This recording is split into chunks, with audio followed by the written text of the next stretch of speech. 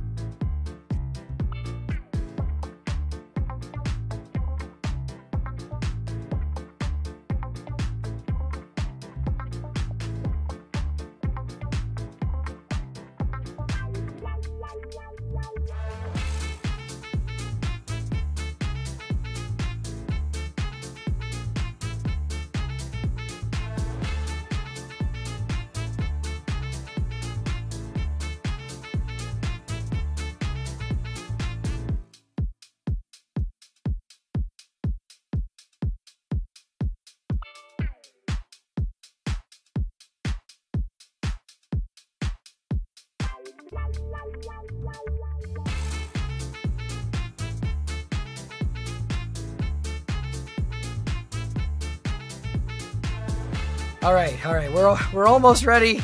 Sorry about all that. I now know what caused it, or at least we have a very strong theory as to what caused it. If we don't see any more problems for the remainder of my YouTube stream and Yura's Twitch stream, we pretty much have confirmed what it is. So just bear with me. I technically need a new thumbnail because people are gonna come in here and be like, "You're not watching the speech now." Let me go into just chatting. Give me a second. Okay, we're back over here. I'm on the wrong screen. Hang on. All right, we're back. We're gonna make the chat different size real quick. Let's make it 800 on the height. Okay, so sorry for the weird start to this one. For anybody who was not here on the first part, we just had a computer issue or a tech issue. Internet went out. Very annoying, very fun, very wow. You know, normal jazz, right? That being said, we're back, and I think I know what the issue is. So I've mentioned before we have company over. Lurk was blaming Igus immediately. That's just what Lurk does. But the last time Igus was here, we had the computer issue, the internet issue as well, right? Because he's ready to call our ISP for us. We're trying to figure out what's wrong. We're like, we can't have our internet cutting out. This is our job, right? Both my wife and I stream, so we can't have the internet just going to poop, right? The machine god has betrayed us, right? And what happened last time when Igus visited last month was the only other time we had the internet cut out. Now, it happened yesterday on Yura's stream and today over here. Now, interestingly enough, Igus has a new laptop, and his new laptop is the only variable that has been introduced that has been consistent through both of these visits. 2 days in a row on Yura. Sorry, 2 days in a row on Yura. So the only thing, yeah, and every time Igus has been here for all of those streams. The first one that happened on Yura's stream, Igus was here. So Igus's new laptop, for some reason, strains our internet so much that the internet cuts. So the live stream, my computer, Yura's computer, normally work fine. Igus's how is it that a laptop being introduced to that can brick everything? It might be window update sharing? Huh? How would that even work? How would that even work? This is why I hate Alfarius. This is why Rogaldord killed him. But he didn't kill Alfarius, I thought he killed Omegon. Because Windows? Alright, so the one thing we do need to do before we actually start the video we're going to be watching is I do need to change the description of the stream, and I do need to change the thumbnail of the stream, because otherwise people are going to get on my case that I am not watching the Sanguinius speech. If you want to see the Sanguinius speech, it's in the first half of the live stream before we got cucked. Screw OneDrive? Oh, it's a OneDrive thing? You don't get updates directly from Windows. Windows does it like P2P and basically pulls updates from other people in the area? That would be terrifying. From the temptations of the flesh, silica cleanse us. From the ravages of time, anima shield us. From the rotting cage of biomatter, machine god set us free. My guess is it's a bandwidth issue with the new laptop is pulling all the bandwidth. Dang. Ding, ding, ding, ding, right there. Yeah, okay, yeah. I guess just said ding, ding, ding, ding. I was downloading Power Wash Simulator. He was downloading stuff too. He was downloading stuff too, and our internet said no. No more for you. Igus is single-handedly trying to destroy my job. Single-handedly trying to destroy my job and my livelihood. All the Alfarius could not protect me from that is Igus. How often do you pray to your machine spirit? I don't like the machine spirit. The first time I was talking ill about the machine gods, my printer started going off. It's been unplugged ever since. You can put a limit to how much bandwidth on any device. I've never had any problems. I've literally never had any problems, and Igus's laptop is the first time that we've ever had these problems. Yeah, we've had our phones on, switches on, all the computers on. People who are visiting will have their stuff on. His laptop is the first thing to ever actually nuke the internet. To the point where I'm like, well, I guess I gotta call, you know, the ISP. And I did call the ISP last time. And they had me do like a fresh reset and all that stuff. Meanwhile, I never would have even thought that it could have been his laptop. The only reason I thought it was his laptop today was because he didn't even have the thing open until like 2 minutes before everything went out. So he started downloading something, all of a sudden, out. The issue is that you have really fast internet, and if the laptop is basically a racehorse with how much it pulls, it could overload the router. I hate that with every fiber of my being. That's insane. That's insane. Rylanor, or the month of shame? Wait, what do you mean? The laptop most likely has an app program with an uncapped connection. Scuff Lord Igus of the Alpha Legion. First time watcher, who is Igus? Igus is a friend of ours. He's a moderator for Yura on Twitch as well. He's currently visiting. Yeah, and he bricked my internet. So everybody, whenever my internet now goes out, you can write #blame Igus. Now the question is, what was Igus downloading? Power Wash Sim. He was downloading the sussiest of sussy games, Power Wash Sim 2.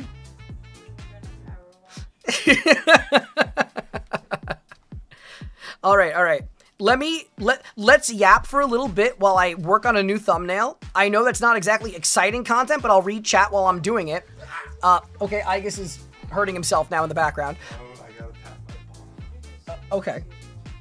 Okay, so anyway, I need to get a thumbnail going, and I need to change the title, because if I have Speech Sanguineous, I'm gonna get some people in here that are gonna be like, when's the speech happening? When is peak happening? Are you gonna watch the Speech Sanguineous? Do it now, streamer. Dance for me. Play the Speech Sanguineous. I wanna see you react to peak. Do it now, streamer. Watch the Speech Sanguineous. Okay, anyway. Anyway, let's get this going, and let me change the thumbnail. I guess is a loyalist confirmed, true. We want Rylanor of Ancient Rites. We already did the votes of what you guys are watching. You guys, I did 3 series of votes in the stream in the first half of the stream. We're watching a Tyranid video. You guys all voted for it in mass. But we already watched it last stream. No, I know. I'm saying, but I have to change the thumbnail and title because I got started as fast as I could. So my title and my thumbnail are still roughly the same. I literally just moved my image over and I moved my, I moved the title, like, I added the word to the title. So I have to just change it right now. This is a comm stream. It is. To borrow from another VTuber, the yappening. The when end stream for giveaway. Pen, they're not going to understand the reference and it's just going to sound like you don't know what you're talking about. Previous stream broke midway. Yeah. Just finished the D&D game and came to Tetra yelling about watching a speech. Hi, Tyrus, how are you? No, I have to change my title and thumbnail because we had a connection interruption and it doesn't let you connect to the previous stream. So I have to start again. I'm sure there's a way to actually connect to a previous stream. I just couldn't do it in this case. So let me get a new thumbnail. So bear with me while I do this. Okay. So, got my title. Oh my god, why can't things just be easy? Why can't things just be fun? Okay.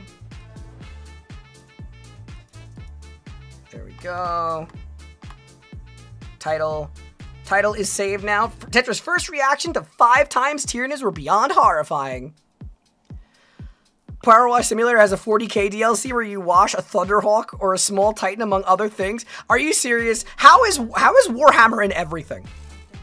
Yura's done it. See, Yura can have Warhammer content. Yura, you could be a Warhammer content creator too in the background.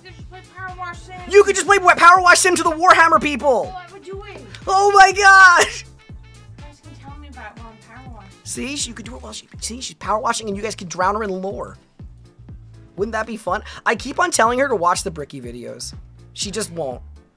She just won't. I think I'd like fantasy more. I think you would like Warhammer Fantasy, to be fair. Okay, let me get the image. Open in a new tab. Dude, making thumbnails while changing everything while streaming. Like, here's the thing. I could have waited and just done all this stuff and then gone live again, but I felt like more people would have been like, I guess she's not coming back if I did that. Bring your into fantasy and you could have 40K. 40K is just fantasy in space. I agree. Oh my god. No. They're saying 40K is the space.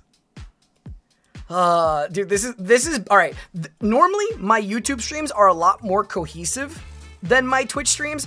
I will say that this one is by far my most broken mess of a YouTube stream ever. Like, I don't even really know what to say about it, to be honest with you. The Skaven are funny, but the best characters of Warhammer Fantasy are Grimgar Ironhide. He won everything and kicked the ever-chosen of Chaos in the balls. So much stress, so much excitement, just letting go of the simplicity of our grandfather Nurgle. Embrace the chaos. Oh my god. How is it that even me having a meltdown over my stream breaking is like, ah, yeah, she's Slaneshi? How? How is it that I can't escape you guys labeling me this way? You will never be better than Tetra and Gelt. Skaven from Fantasy are the orcs take same place as orcs from 40K. Funny, but also insane. I thought the Skaven were rats. This isn't even Alpha Legion shenanigans. This is Zinch level sabotage. Breathe Cetra. What? What? Well, I've got everybody shuffling around behind me while I'm trying to get everything set up too. Grimgar is so powerful. Games Workshop had the Archon a power boost just to stop him. Wait, really? Skaven is the best faction man thing? Oh, okay. All right. Stop the whispering behind me, please. All right. Save image. Okay, wants a perfect stream, that's Slaneshi. I just want a stream that's actually good enough for me to keep posted rather than having to hide streams. And I'm trying to get everything set up right now, and I'm a little bit frustrated, so I'm trying my best to keep my composure, because like, I just want it to be good for you guys, and I want to watch the video, and like, I'm like arm's length from a crash out, so like, I'm trying really hard right now. So just give me a second while I get my thumbnail made. And then we'll go from there. So, I'm gonna do it. We're gonna see how fast I can make a thumbnail. I'm gonna try going at like record pace. I'll tell you from the moment I start. All right?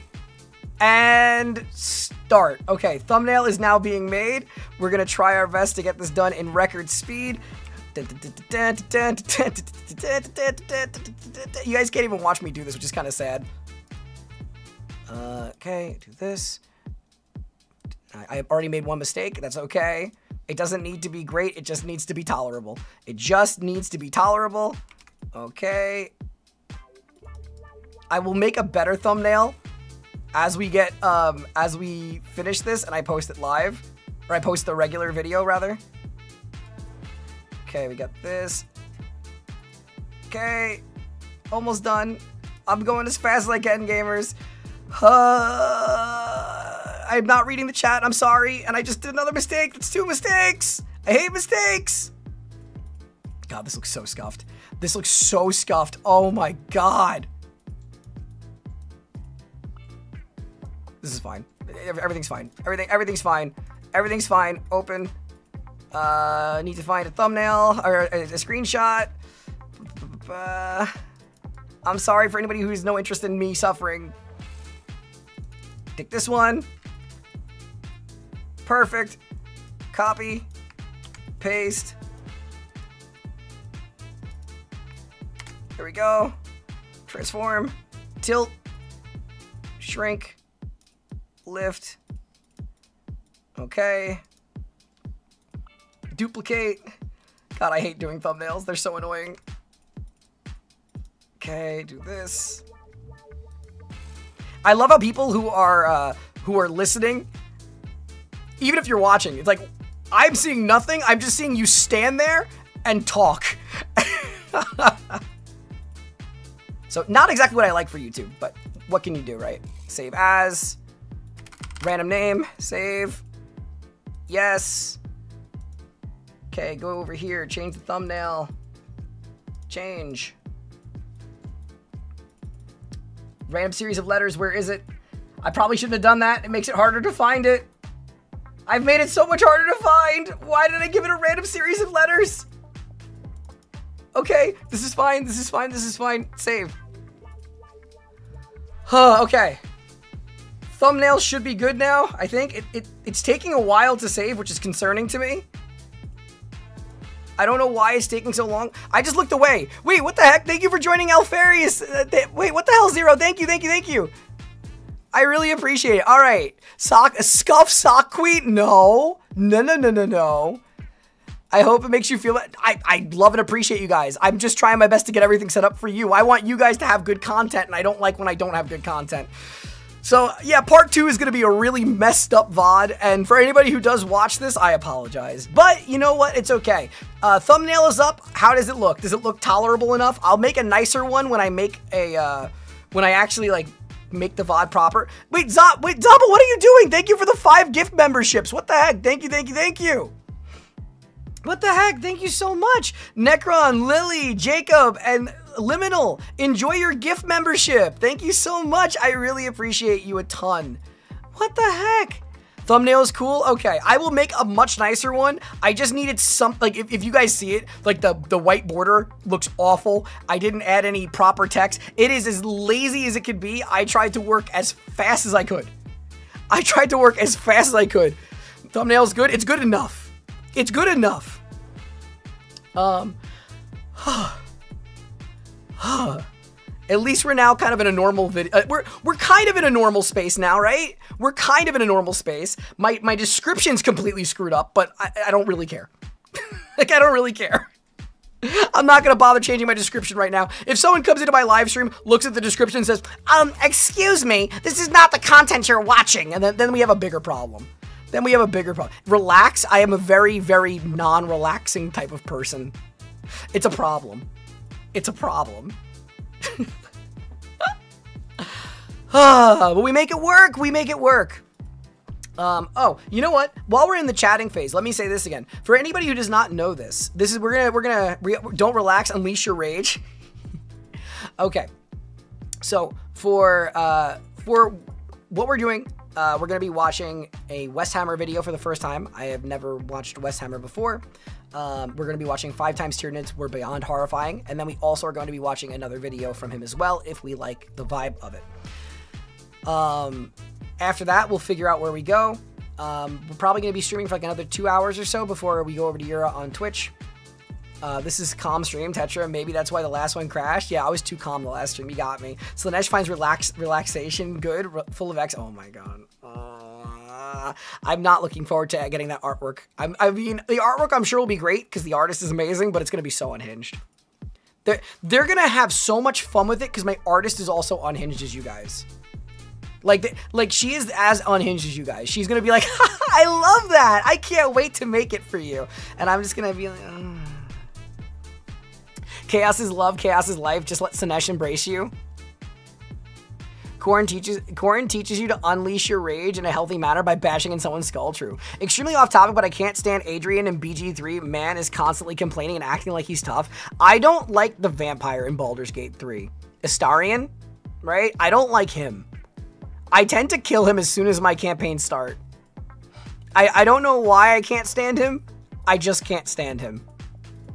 Like all of my friends, they fangirl over him so hard, and I find him to be really annoying.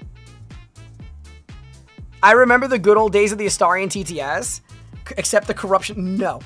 Honestly, based of you, he literally sucks. Yeah, he's hell. My people. You know what?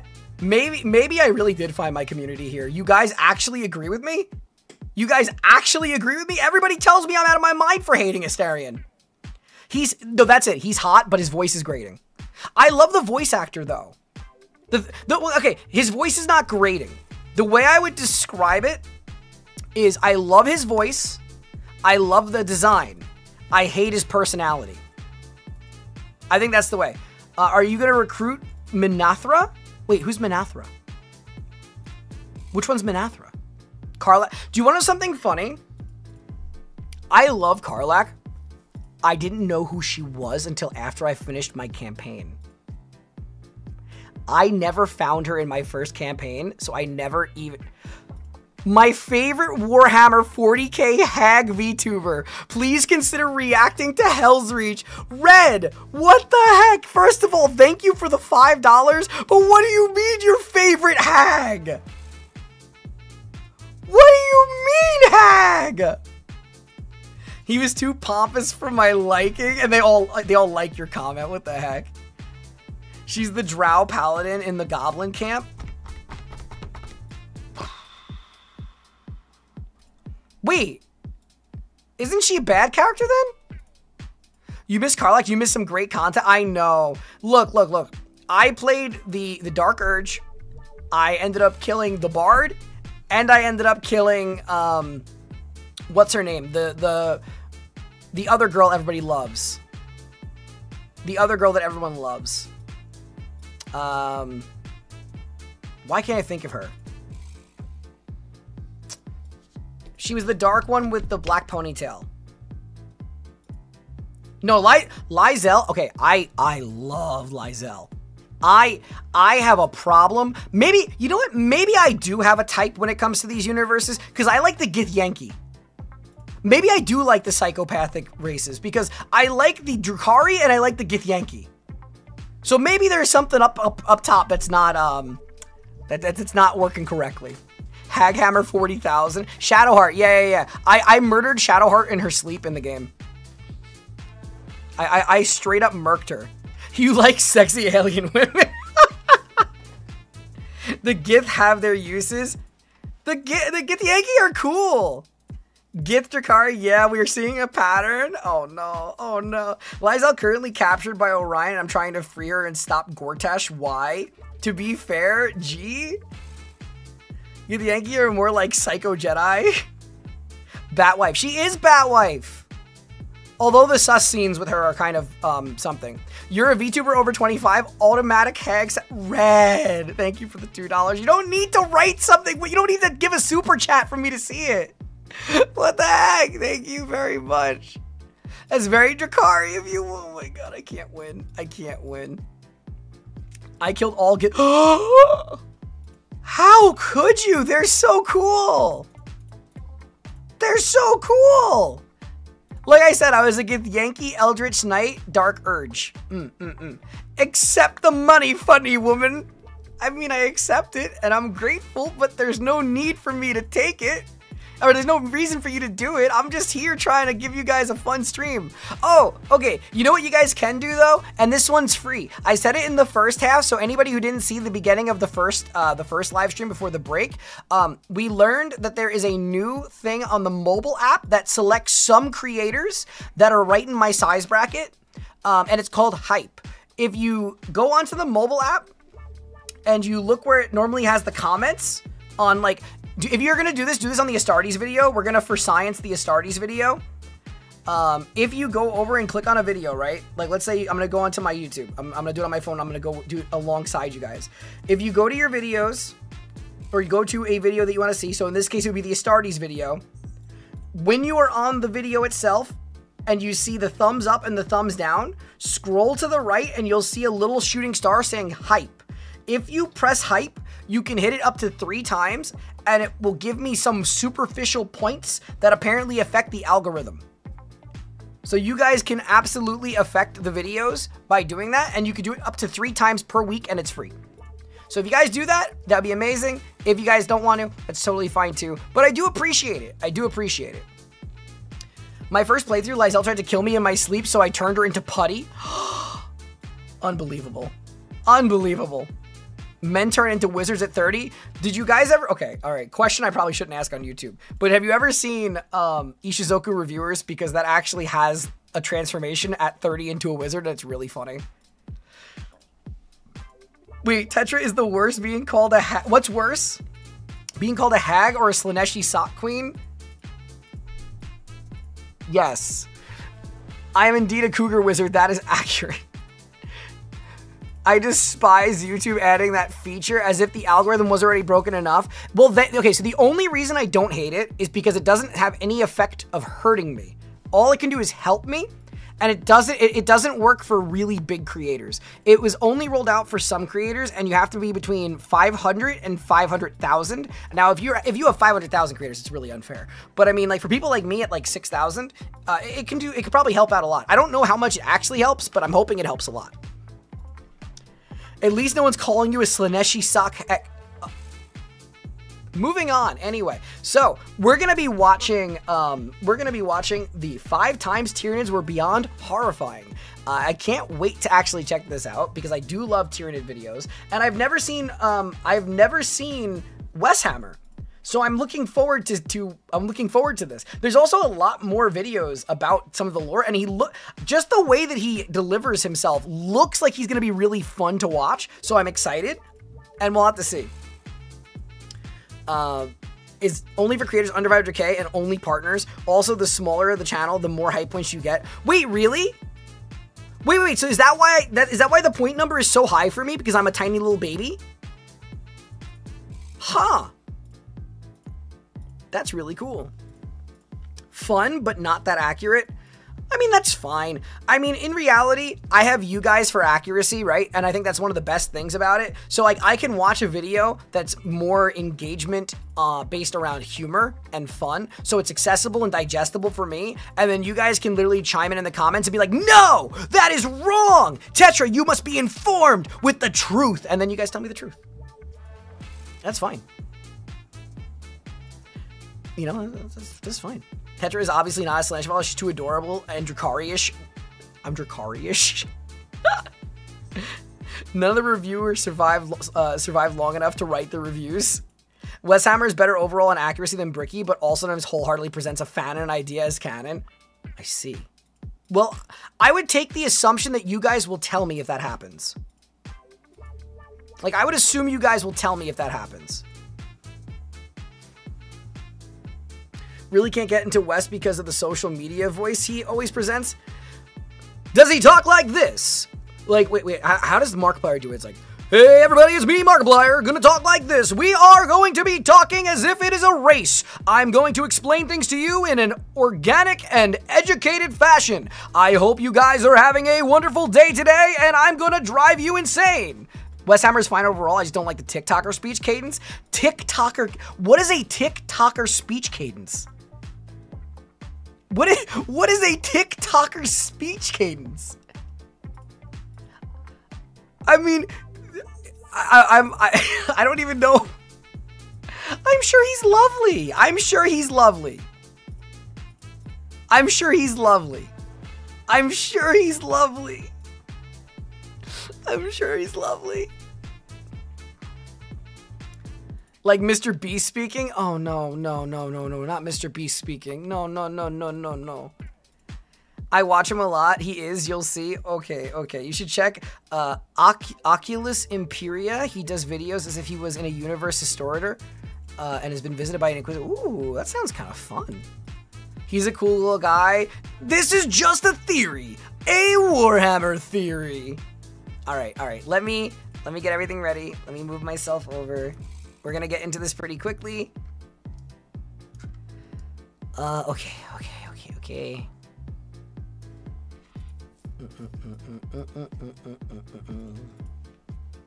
Maybe you should just watch the video and find out. I will. Thank you.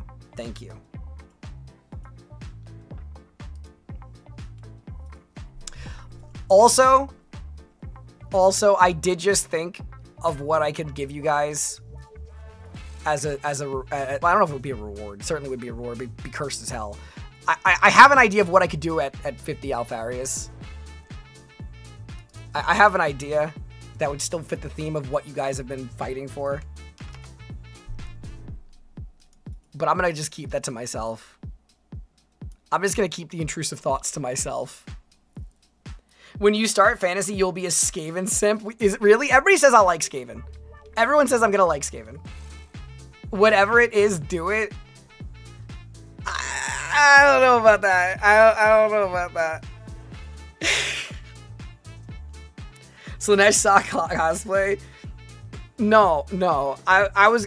So people on Twitch know a toggle I have. I'll do a full YouTube stream with the toggle on. I'll do a full YouTube stream with the toggle on. Brothers, read her brain. Brothers, read her brain. Rats, we are the rats. I love you guys. You guys are, oh no. Yeah, Lurch is like, no. No, Tetra, no. Not a full YouTube stream. Let the intrusive thoughts win.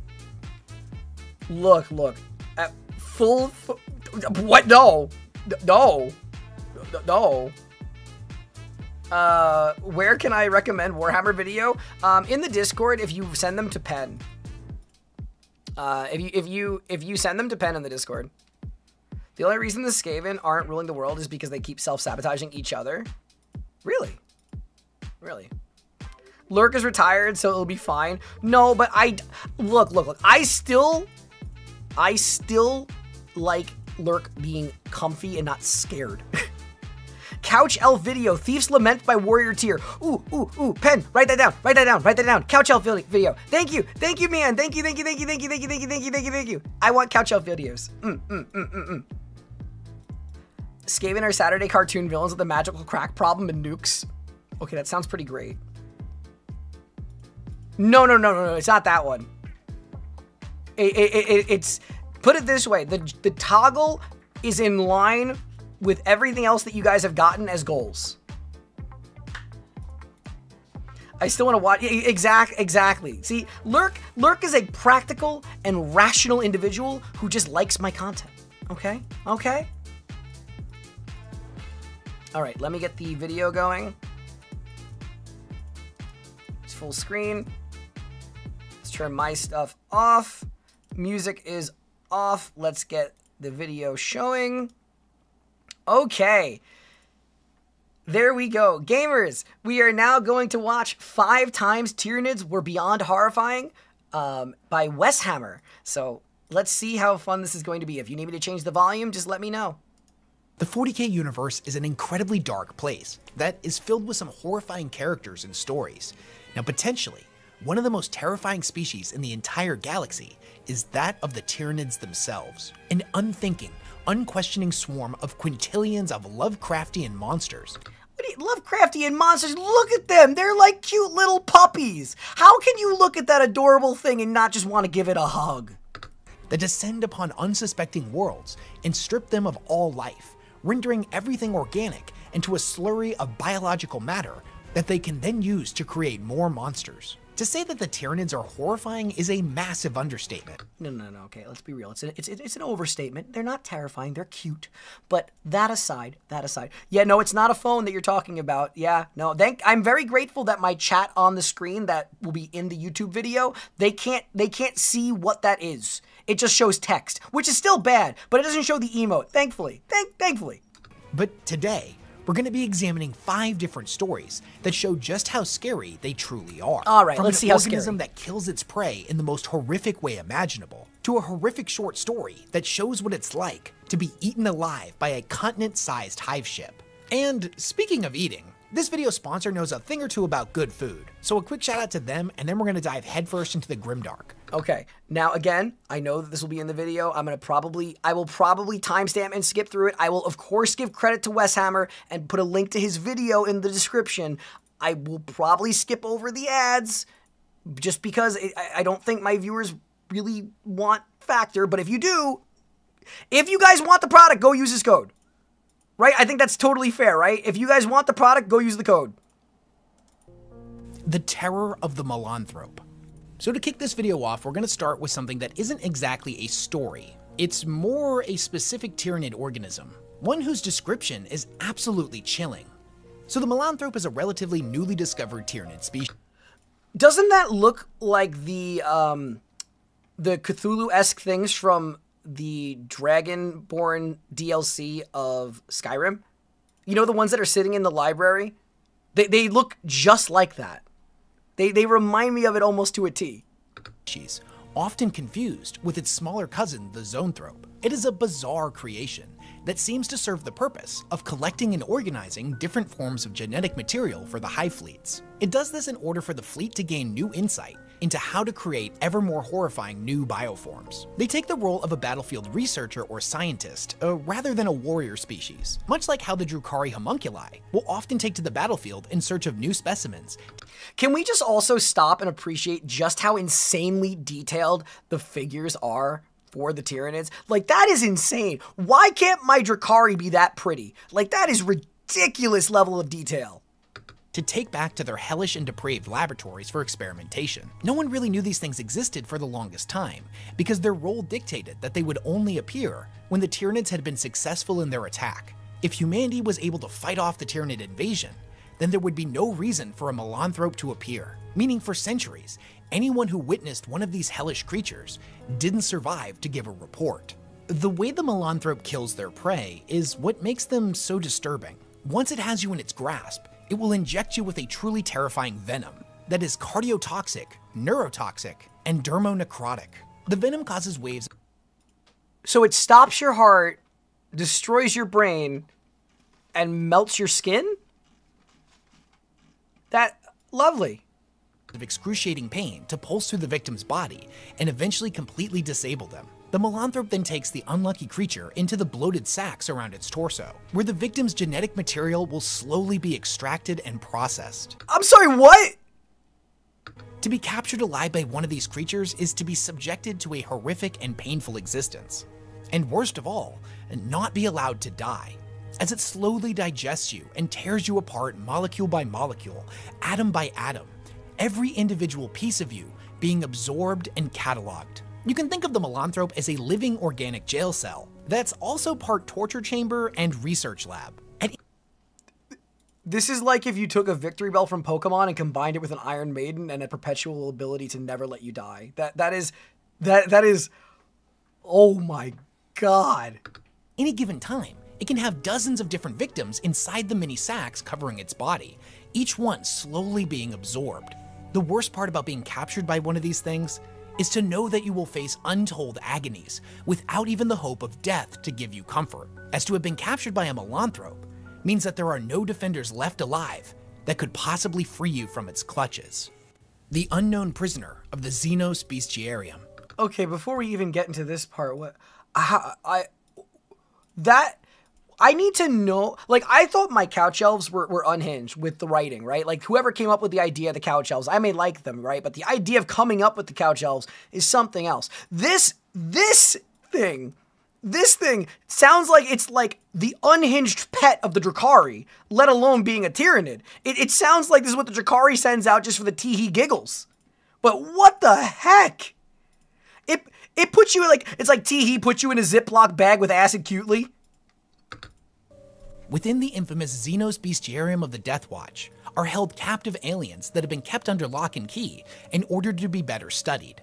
These prisoners are relentlessly subjected to invasive tests by the members of its apothecaria, whether that be through dissection and examination, to learn the anatomical secrets of how to better destroy members of their species in the future, or to be released into the hunting grounds for the Death Watch to hone their skills against. This is a dark and secretive place, where any secrets an alien may possess will be extracted from it by force. Over the years, the Bestiarium has housed hundreds of thousands of different aliens. I do have to ask this. What is it about the Warhammer universe and extracting things? Because every single species in Warhammer seems to extract, minus the orcs, seems to extract things from you.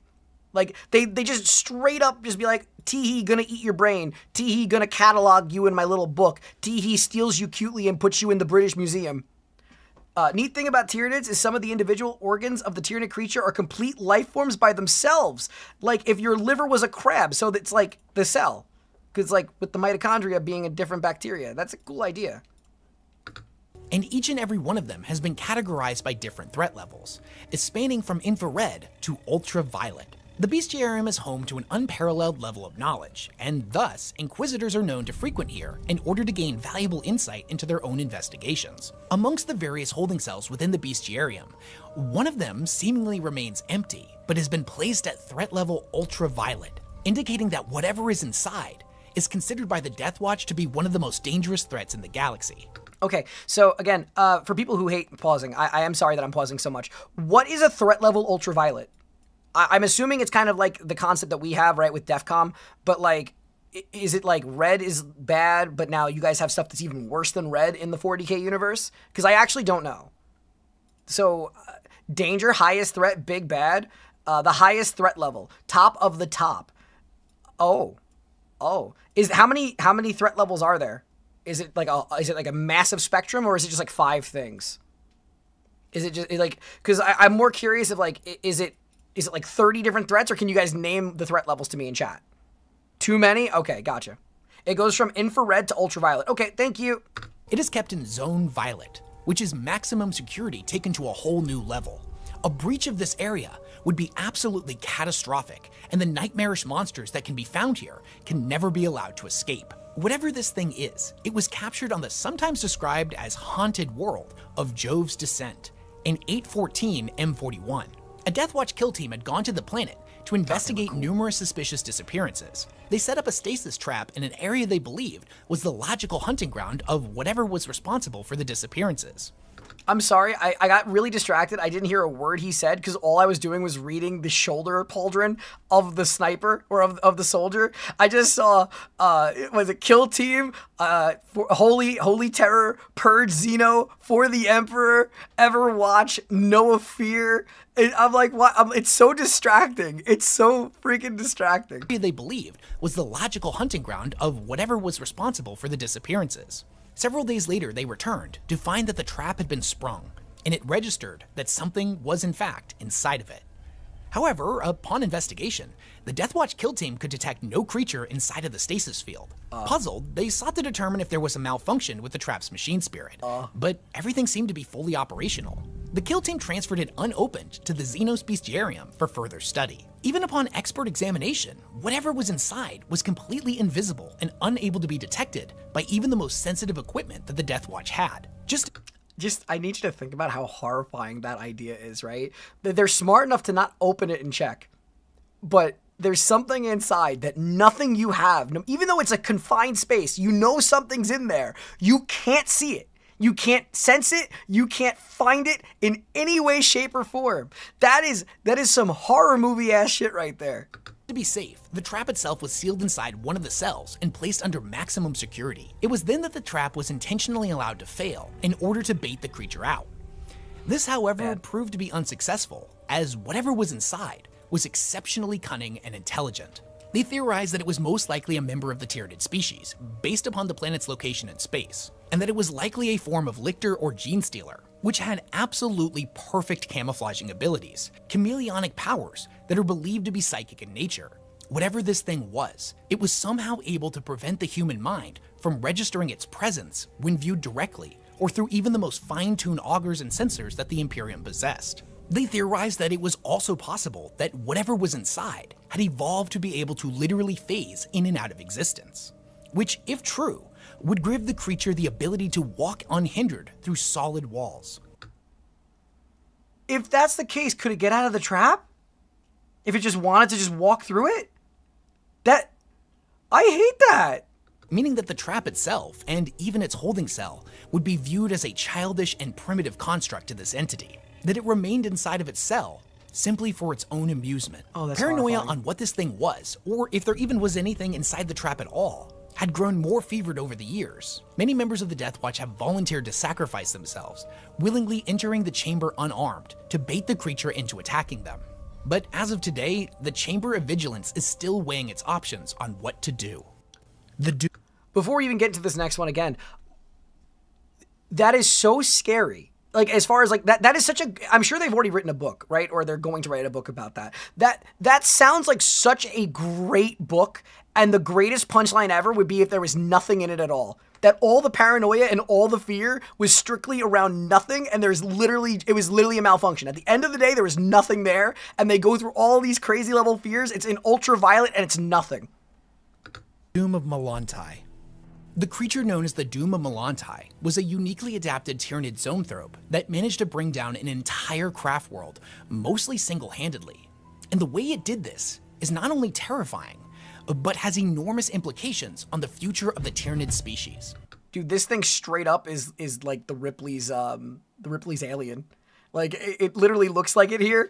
But the fact that they took out the ship by itself just makes it gives me that vibe from like Romulus. So first, a little backstory on the craft world of Melantai itself.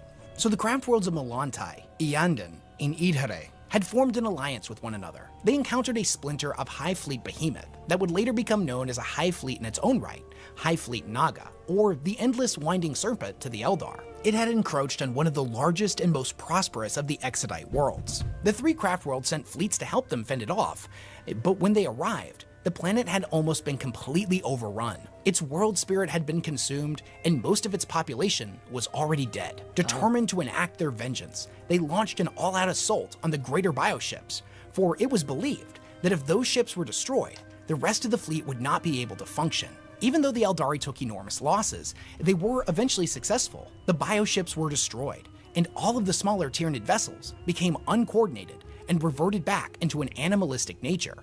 I'm not gonna lie, the bioships are straight up like, what is it called?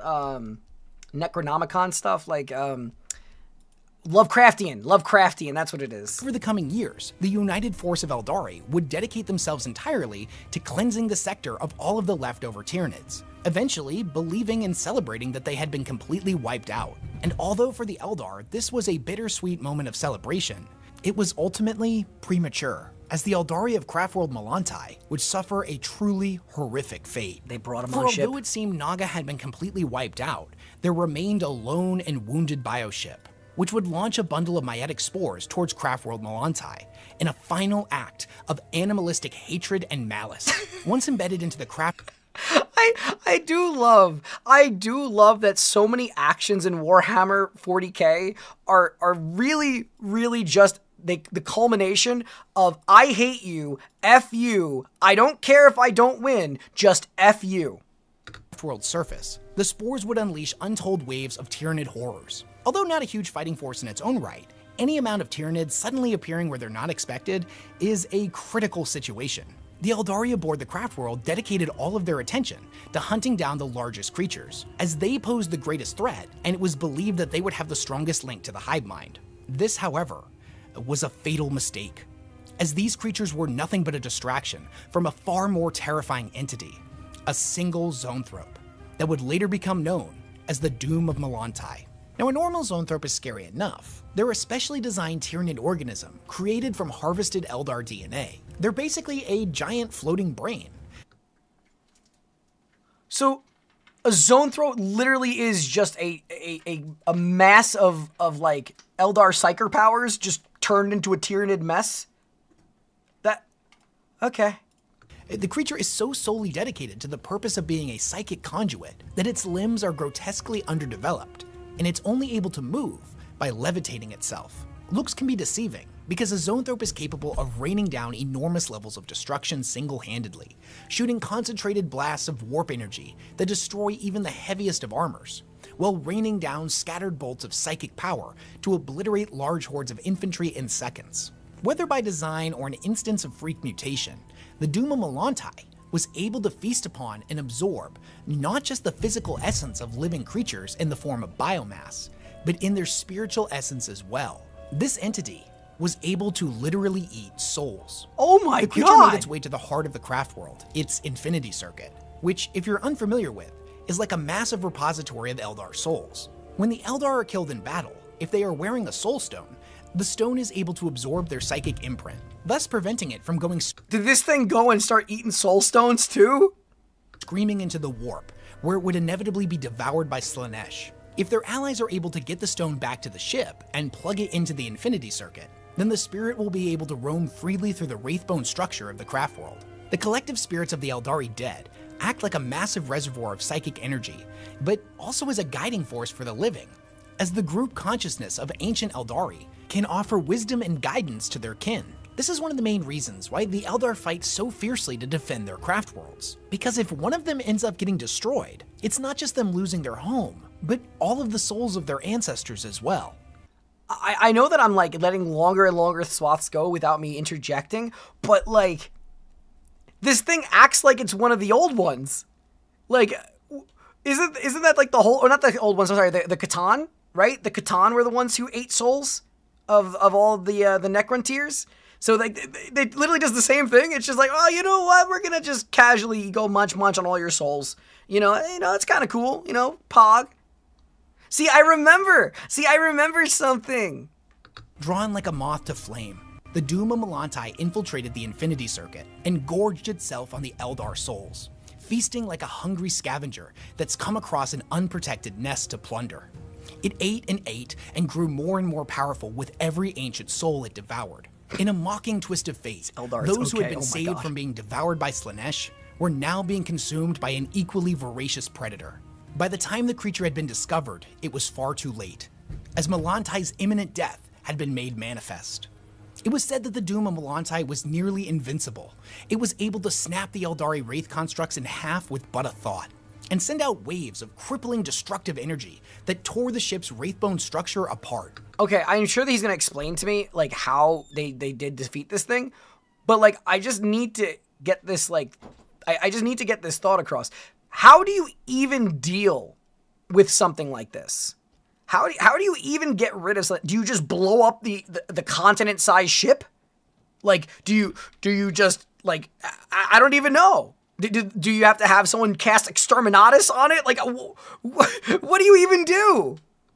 It rained down cataclysmic bolts of stolen psychic power and pulped entire armies of Eldar warriors in seconds. With the exception of a few survivors who managed to escape, everything else was destroyed and consumed by the creature. The Eldar souls ripped from their body while they were still alive. No one knows what happened to this creature, as after the Craftworld had been killed, it seemingly disappeared. And it very well may still be out there. Or possibly, it could have been reconsumed by the hive mind, its ridiculous abilities becoming part of its greater consciousness. Staring into the eyes of the hive. No. No. No. No. Mind. The battle known as the Devastation of Baal was when Hive Fleet Leviathan had made its way all the way to the homeworld of the Blood Angels, in one of the most devastating invasions the planet had ever seen. This is all detailed in the appropriately named novel, Devastation of Baal, so I definitely recommend checking that out if you're a fan of Blood Angels or Tyranids. The novel itself isn't necessarily scary. It's a good old-fashioned Space Marine war story, but there was one scene in particular that I found uniquely unnerving. During the invasion, the Blood Angels are attempting to set a trap for the Tyranids. They have constructed a moat around a fortified position. No, but here's the question, right? Like, with how much the Tyranids have consumed, I'm assuming people at this point, they probably understand battle plans. How are they going to actually lay out a trap for Tyranids? And I'm sure the answer is going to be like, they don't tee-hee-ha-ha. But, like, why would they even think that they're going to trap them? And have filled it with what they refer to as thirst water. Thirst water looks like ordinary water, but it hides a much more terrifying property. For you see, it isn't water at all. In fact, it's alive, composed of quintillions of individual organisms. The thirst water lures in its prey with promises of offering refreshment, and as soon as the victim touches it, it begins to consume them, immediately sucking out all of the moisture of the creature, killing it in a pretty horrific manner. The nature of thirst water is still unknown, whether it was native to Baal Secundus. Are you telling, how is it that everything in Warhammer 40k just kills you? Even the water kills you! An ancient weapon of the Dark Age of technology, or a Xenos creation that had gotten loose. Whatever the case, the Blood Angels had gathered all of it that they could find, and were keeping it secure on Baal. The thirst water's exact nature made it difficult to study, but it was obvious that it was one of the system's most deadly substances. If the thirst water had managed to escape, it would seep into the sands of Baal, separating into infinite organisms that would spread across the planet and wreak untold devastation. The idea of using it as a weapon was unthinkable. But this was Baal's darkest hour. The battle that was taking place around the sanctuary was of an unconceivable scale. Trillions of Tyranids rampaged across Baal's surface, while uncountable spores descended from the upper atmosphere, delivering ever more deadly payloads of Tyranid monstrosities. Pieces of ships and massive chunks of flesh fell from the sky, remnants of the void battle taking place above them. Hordes of unorganized gaunts rampaged towards the structure, while the Space Marines and the human defenders of Baal fired wave upon wave of shots into them, tearing them apart. Okay, I just can't get the thought out of my head. Like, if you're playing the tabletop game, and you play Tyranids, or you're playing against someone who plays Tyranids, what's to stop them from thematically just not throwing, like, literally standing above the tabletop with, like, a bunch more Tyranid miniatures, and just start throwing them at you? Like, literally just physically throwing them at you. Because I feel like that's thematically accurate still. It's like, oh, okay, we're having a nice simple battle, Space Marines versus Tyranids, and then the person is just standing above you, just throwing them at you as hard as they can, being like, back, stupid, I have Tyranids. Good manners? What are good manners? What are good manners in a tabletop game? I'm literally gonna put couches when I defeat people. Nids are expensive? Ah, gotcha. Couldn't allow the Money's lesser the probing issue. Tyranids to reach the moat. It would ruin the element of surprise, and thus the advantage that the thirst water would provide them. As more and more of the larger Tyranids showed up, the unorganized frenzy of the Gaunts slowly got more and more disciplined, as the hive mind's influence grew stronger and stronger.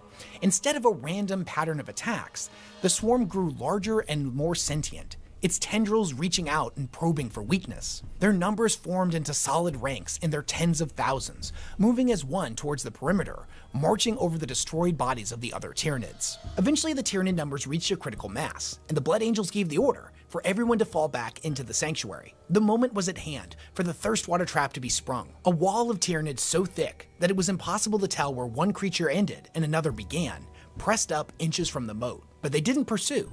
Something was wrong. The chaplain pressed forward, standing in defiance of the Tyranid horde, and shouted at them, "Xenos, I am Ordomale, Paternus Sanguinus of the Blood Angels."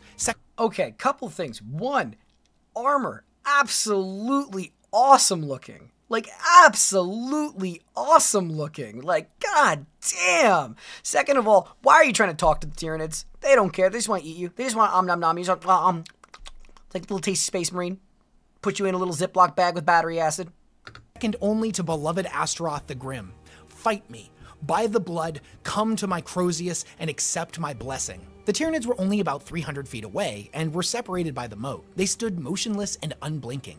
Beneath their feet was a collecting pool of Tyranid blood that was inching closer and closer to the thirst water. Among the sea of infinite gaunts, one stood aside, looking down, watching the blood with suspicious curiosity.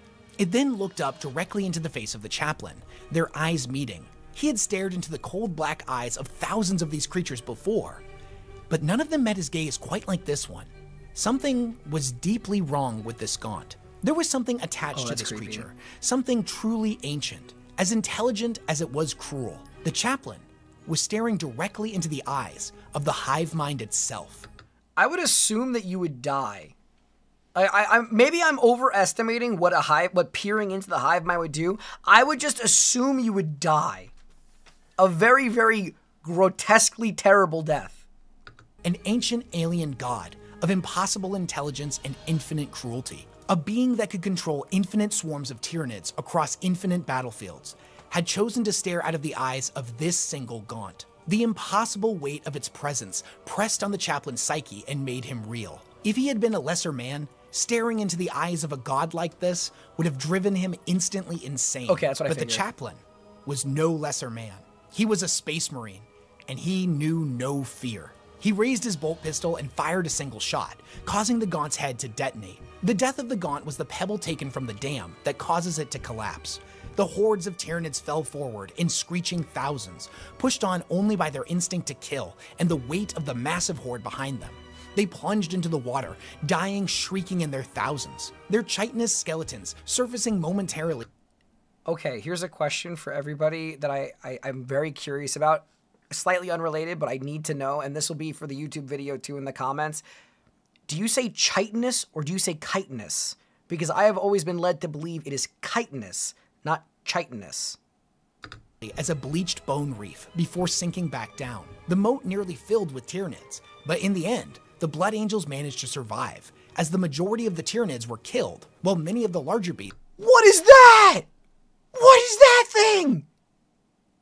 Sorry, I know that I just paused and then repaused, but what is that thing?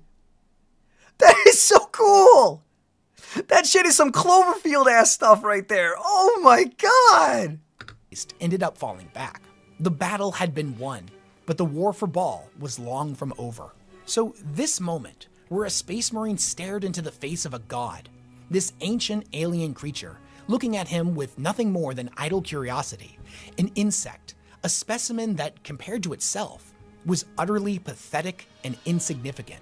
Now, maybe I'm reading too much into this moment, but to me this represented that true alien Lovecraftian horror that encapsulates the Tyranids so beautifully, that this universe is brutal, alien, and ultimately unforgiving, that there are impossible intelligences out there, obscured by the void of space, entities so utterly alien that they are completely unrecognizable and incomprehensible to mortal minds. Truly ancient beings of impossible power and eldritch horror that see us as nothing more than an oddity to be consumed. that the true nature of the Tyranids and the hive mind is so utterly alien and inconceivable that there is no way to relate or even begin to process them. That the great empire of humanity are thousands upon thousands of years of innovation, history, culture, and conquest. Our remarkable feats of technological advancement and the countless strides we have made to taming an uncaring universe. Our individual unique stories, as well as the greater epic that is the journey of the human race as a whole, is nothing more than food for the swarm. I am curious, like, I'm assuming they have never made more elaboration on the hive mind in books beyond what we're hearing here? Because, like, I would love to know more about the hive mind. I think the hive mind is really fascinating. Like, really, really fascinating. So I'd love to learn more about how it works versus, like, what it's doing. But I'm assuming that it's going to kind of stay one of those mysteries kind of forever when it comes to the Warhammer universe. It's like one of those great unknowns that make it appealing. In the eyes of that Gaunt, the Space Marine saw something terrifying. Not anger, wrath, or even murderous intent, as those are human emotions. In the wake of untold devastation across infinite battlefields, this creature, who had killed and consumed untold trillions, in its eyes, the chaplain saw only uncaring indifference. The unknown, the utter inability to comprehend something like this, look at, is what makes the Tyranids so terrifying to me. Eaten alive by a hive ship. What? To close this video out, I want to share with you a passage from the novel The Last Hunt by Robbie McNevin. Robbie managed to capture something that we don't often get to see in the 40k universe: true, unrelenting horror. The Tyranids are absolutely horrifying, but unfortunately, it's often made difficult to truly appreciate that, as these stories are normally told from the perspective of superhuman warriors, clad in power armor. Even when it's told from the perspective of a guardsman, they're normally highly trained men and women, at the very least equipped with military-grade weaponry. This particular passage has none of that, and shows just how horrific the Tyranids truly are. The story depicts what it— yes, because the little Ziploc bags of battery acid storing you in there as it melts your brain and keeps you perpetually alive suffering really doesn't display how terrifying they actually are. It takes whatever this is to really show you how scary they are. It's like to be eaten alive by a Tyranid hive ship. Now, I don't normally do this in my videos, but I am going to offer a bit of a warning here. This story is kind of disturbing. What? And kind of messed me up for like a whole day after I read it. What? What? There's another take on the hive mind in the Ultramarines book. Chief Librarian Tigerius connected with it and almost died. It hates us. Oh. Also, thank you very much, Synth. That was very sweet of you. I'm going to read the passage in its original writing, but I have omitted some of the more graphic depictions. And with that out of the way, let's get into the grimdark. The Vanguard Xenos bioships had passed by. JUF D-19 Rimward was now at the heart of their fleet, and compared to the organic drones that had quested around the main swarm, the true organisms of the Hive Fleet were behemoths. Davrick's mind struggled to comprehend what he was seeing, as he took in sheets of pockmarked chitin the size of small continents, and toothed orifices the size of cities. What? The thick clusters of tendrils along its flank and underbelly writhed in the solar winds, while its maw was encompassed by two great, wicked, beak-like bone plates. So, the ships are alive. I mean, we kind of figured that with how they're bio ships, but, like, do they just work like a normal Tyranid unit? That looked as though they could have sheared an Imperial capital ship in half. And the worst thing about this nightmarish Leviathan was that it was coming straight towards the auger station. "Oh God, Emperor," Ankum stammered over and over. Corday was quietly sobbing, his head in his hands. Serene just stared, the image on the view screen reflected in her wide, dark eyes. Only Crassus turned away from the display. He walked over to the worn leather of his command chair, paused, tugged his dark blue Sensorium Master's uniform straight, and sat down. His expression was unreadable, jaw locked, though in the harsh emergency lumens, he looked more haggard than ever. "Crew members," he said, his words cutting through Ankum and Corday's despair. "In the past decades of service, it shames me to admit that I have not said this enough. Regardless if there was ever a time, a throne knows it's now. It has been an honor to man this station with all of you. And with you, Chief," Davrick said. The fact that seeing one of these is the instant acceptance of death is scary enough. The fact that you guys have all reacted like it's so much worse scares me. He was the only one to respond. His own words felt distant, disconnected, as though he was speaking to himself from somewhere far away. His mind was sluggish, unresponsive. His breathing felt labored. A strange, detached part of his mind supposed that he was probably having a panic attack. Crassus had no more orders to give. He simply sat, watching the view screen. Davrik reached out towards his little pic capture of Amelia and Drury, his wife and son, tacked to the side of his monitor. He would see them again. Someday. He was sure of it. Yeah, A fresh sure. surge of stuttered oaths from Unkum distracted him before he could pull the pic off the side of the display. The Tyranid bioship had filled the view screens. Even as the stunned crew watched, the monstrosity's great hooked chitinous beak split apart. The maw yawned wide, impossibly wide, wide enough, Davrik was sure, to swallow one of Darkin's moons. Its shadow fell across the auger station, blotting out the lights of the stars. The ship ate a moon? Excuse me? I thought that was going to eat where they were. We just ate a moon in front of them first? Just casually? Just casual appetizer have a moon? No? Okay, because it sounded like it ate a moon. Oh, wide enough to swallow a moon. Hyperbole. I get you. They were being... Okay, I misunderstood for a second. I thought that it was saying that like it casually ate a moon in front of them before it was going to eat them. Okay, it was speaking in hyperbole. I understand. I understand. The structure around them seemed to shudder, as though its terror matched that of its crew. The view screen now showed nothing but static-washed darkness. The bioship had swallowed them whole. Corday had slumped on the deck, shaking and weeping uncontrollably. Crassus was looking down into his lap, knuckles white, where he gripped the arms of his chair. Onkum had finally stopped gibbering. Serene, he managed to say, looking over at the auger analyst. Serene, there's something I need to tell you. She continued to stare at the now blank view screen. A sudden impact threw all of them. Davrik found himself spiraling across the deck, almost on top of Corday. Before we continue, I have to ask you guys, on a scale of 1 to 10, how bad does this get? I'm just curious now. Right now it seems more sad. How bad does this actually get? 20. 11. Is 11 an op... 20... What? How is it going to snowball from this? The station shook violently, tremors dislodging rune banks and audio systems. The alarms triggered again across the cramped station. Crassus, who alone had managed to stay in his seat, deactivated them without comment. The view screen had gone offline completely, showing nothing but gray static. They're going to board us, Ankum stammered, as they picked themselves up. Any response was lost in another jarring impact. The station's frame shrieked in protest at the stresses put upon it. With their systems scrambled and broken, it was impossible to tell exactly where they were, or what was happening outside. The station seemed to settle slightly, the sounds of tortured metal reduced to a low creak. They all scanned the ceiling, looking for any sign of a breach. Do you hear that? Serene said. It was the first time she'd spoken since seeing the bioship. They all listened, breath held, straining to hear over the groan of adamantium and Corday's muted sobs. Eventually, Davrik caught what Serene had detected. A faint, scratching, scrabbling noise, as though someone, or something, was scraping across the outside of the hull. It mirrored the scratching, tormenting all of them from inside their own skulls. What? They're on the hull, Davrik said.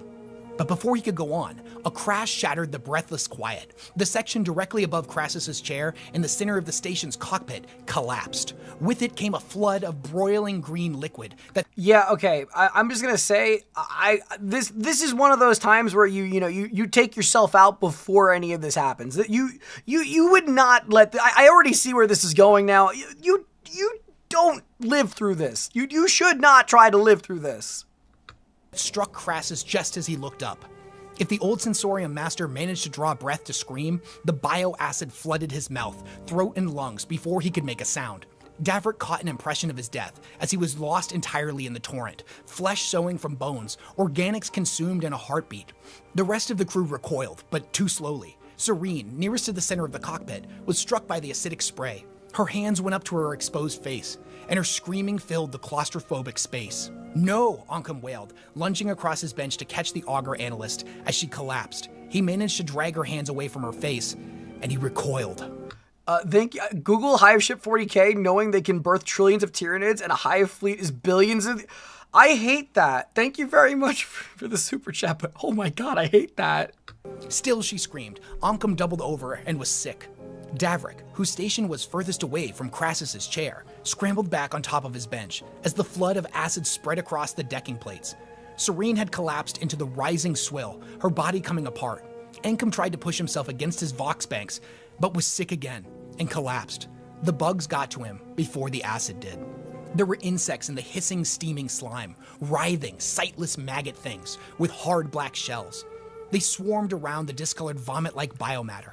The air full of the susurration of their passing as they swiftly covered the deck, the cogitator stations, workbenches, and walls, riding the rising tide of acid. First hundreds and then thousands of them reached Oncom, swarming over his boots and knees and up his arms, where he was crouched against the Vox systems. He tried to scream, but choked on his own bile. His eyes rolled back in their sockets as the alien swarm began eating him alive. Oh. Corday killed himself. Face still streaked with tears, he leapt directly from his bench into the stream that had consumed Crassus. He was gone in an instant. Corday is the only one who had the sense to do it in this universe, because there is nothing that would come out of this that would be less peaceful compared to the stuff that was happening in this. Oh my god, no, this is not that, okay, all right, I don't need to stop this. Let's be real here. I'm a fan of the Drakari. This does not sway me in a way that's like, oh god, I'm terrified. I'm just saying that the circumstances are quite grim. This is nowhere near my threshold of what's okay. As the breach in the station's hull was burned wider. As Oncom's eaten-out remains collapsed into the bioorganics sloshing around the cockpit's deck, Davrik stood rooted to the top of his bench. He couldn't think. He couldn't move. He was in the throes of panic. A part of him realized he should end it quickly like Corday, but another part was desperate for another way out. Any way that avoided the nightmare bile.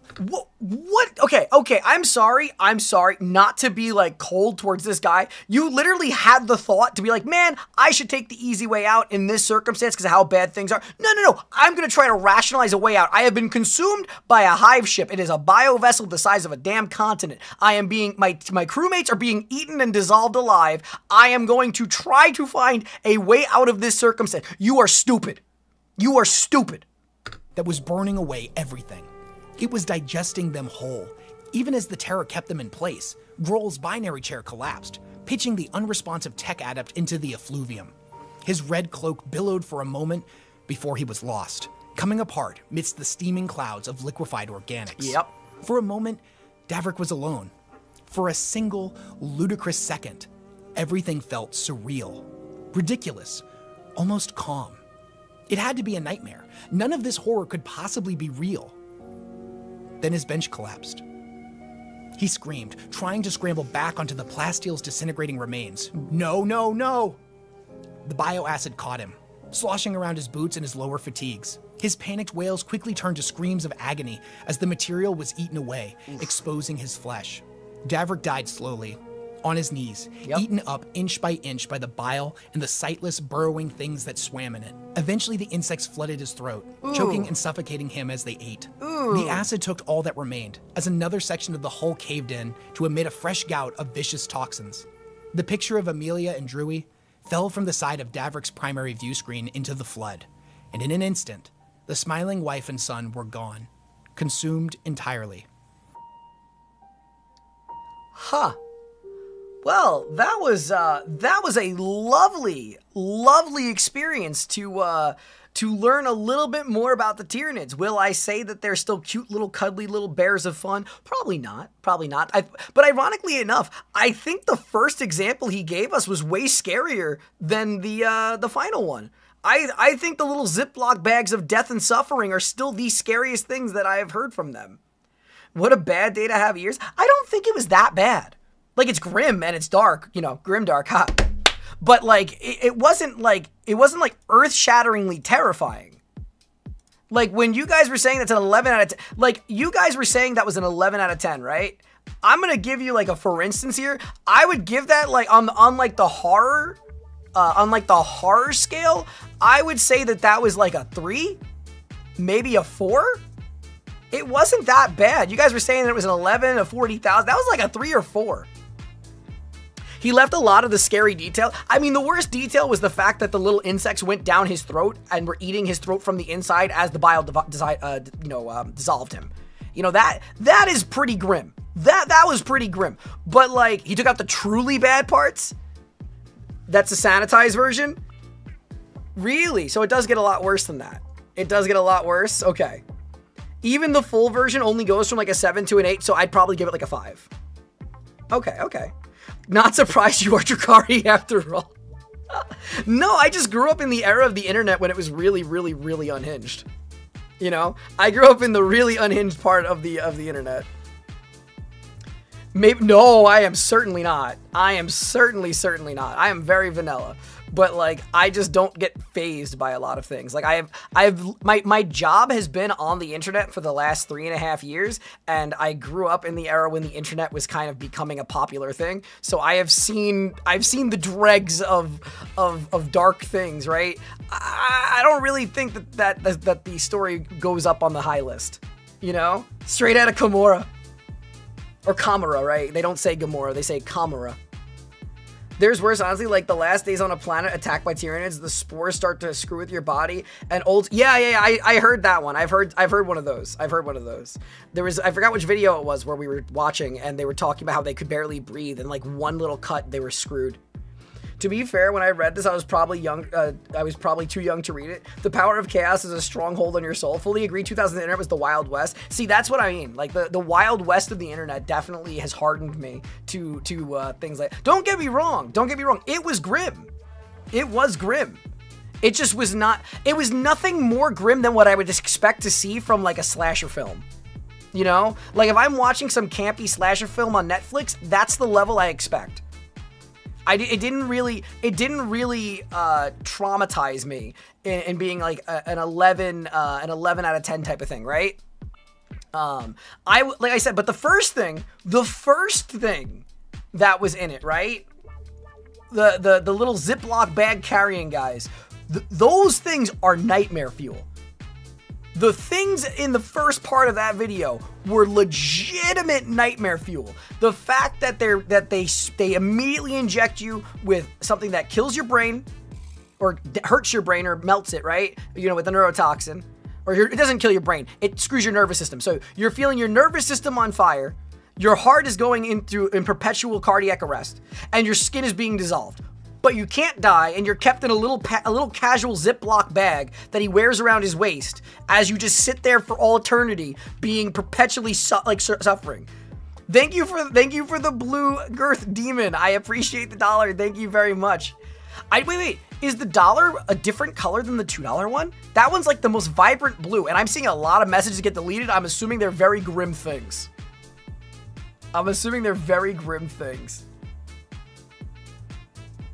Oh, I see what it's about.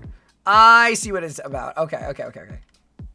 Yeah, I know everybody keeps on recommending me that, and Penn is going out of his way to make sure that any time that word comes up, that it just gets taken away. Digestion Labubu. Not horrifying, but good Tyranid lore despite not learning...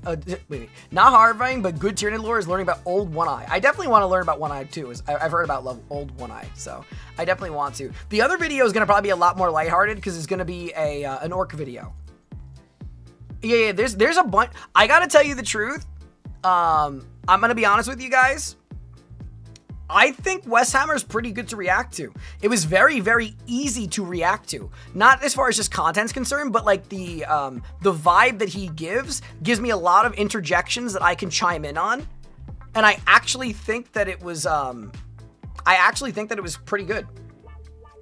I think that it was actually pretty good. No, they're talking about the other thing. They're talking about probably one of the more gorish things from the universe. The first Tyrannic War summary is pretty great as an introduction into the knits. Okay. He makes it very digestible, yeah, pun not intended. Yeah, don't look it up. I'm not going to, don't worry, at least not at this point. Isander and Coda do great videos on a planet being invaded by the Tyranids. If you enjoy it, then it's good React content because we're here to vibe off. Homie, every time you write a message, I just want to give you the nicest head pat. You are so sweet every time. Every comment that you have ever posted has been nothing but just the sweetest positive energy, and I am just grateful. I am just grateful of that. By the way, he didn't talk about it, but there's actually was a lictor that was absolutely horrifying. He kept breaking into Governor's bunker, killing everyone around him and keeping him alive. See, that sounds like an amazing story and really horrifying. That sounds real. Imagine something like that just screwing with you. That is legitimately scary. That is legitimately scary. Death Leaper, that's what it is? Which Primarch had the room with the faces on the floor? Excuse me? Tyranids got a sense of humor like that? There's another video. Dude, what the heck? What the heck? No one will ever believe you energy? That is insane. That is insane. I love it. Conrad, Screaming Gallery is the Night Lords. Kurt, dude, that is insane. That is actually insane. Okay. All right. We're going to do one more video. And then after that, we'll, you know, have our normal like wrap up and hang out little session where we talk a little bit more and plans for the rest of the week. And then in like an hour and 15, you're going to be getting ready to go on Twitch. And we'll be hanging out over there and you'll hear me and Igus screaming in the background as we do. I gotta play Mario Kart. Orcs that way with Death Leaper was smart enough to know killing the Cardinal would make him a martyr, so it just kept coming back to kill his staff until he went insane. That is amazing. That is such an amazing, amazing tale. That is a video I want to watch. I will find one. I will find a video on Death Leaper because that sounds so interesting. Legitimately, that sounds super interesting. Oh my goodness. Yeah, the room of screaming face just smells like Conrad. Westhammer has one? Amazing. Okay, that is on my list of Westhammer videos. Pen, could you just mark down Death Leaper? I want to learn about that. That sounds really cool. That sounds really cool. I know I want to watch Drakari videos, and I want to watch a Death Leaper video now. We do a little tee-hee, ha-ha funnies. Yeah, tee-hee, ha-ha funnies. I think it's, oh my god, it's so good. It's so good. Yeah, that was great content. I actually felt that was fun, and I felt that I chimed in with some good bits. I thought that it was pretty entertaining, you know, pretty quirky, haha, little Ziploc bags here and there. Let me take a quick look also at my studio real fast, just so I give you guys an idea of what we're looking at member-wise. We are currently at, we're at 84 members. And Alfarius, we're at 45 Alfarius! What the actual ever-loving heck? How is there 45 of you? How are there 45 Alfarius?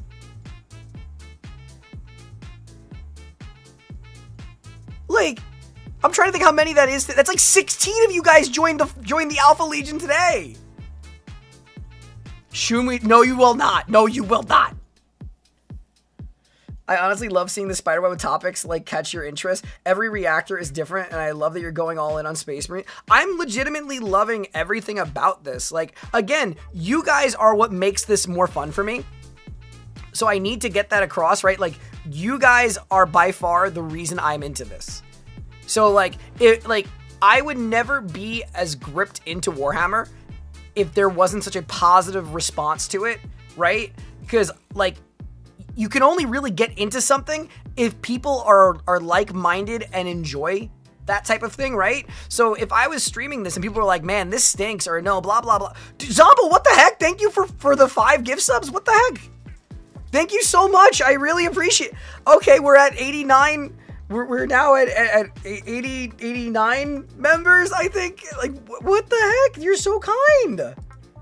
How many little beans? I'm wondering if I think the little beans might outnumber you guys now. Hold on. Will the little beans finally outnumber the Alfarius?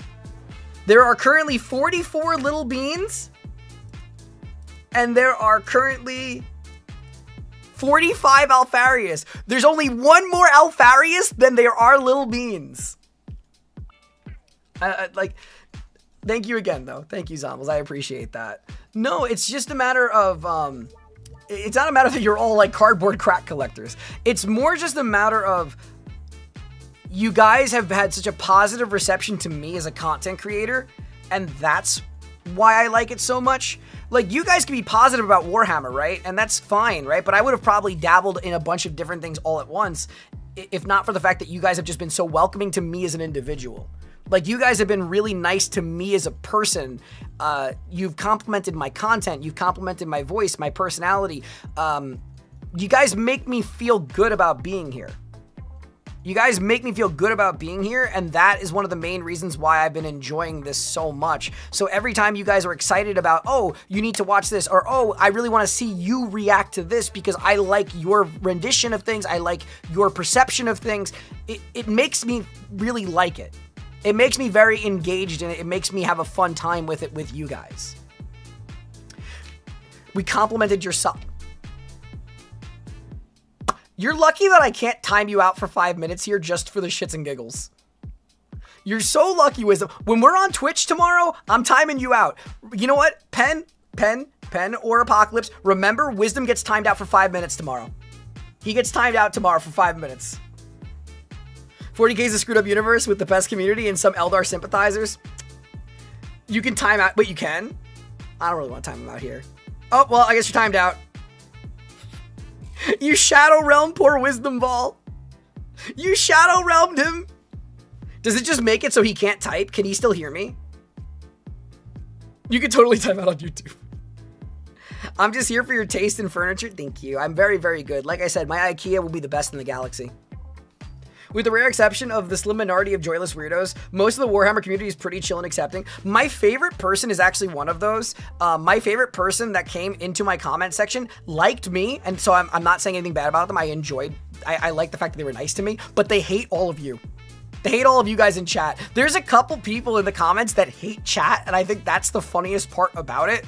Because, like, they're like, oh yeah, Tetra, I really liked your cut. Those stupid buttheads in chat, they didn't know what they were telling you. They were guiding you down the wrong path. You need to understand that this is the only way to really see things. Having the humor and the memes kills the fun. You can't do this. It needs to be serious.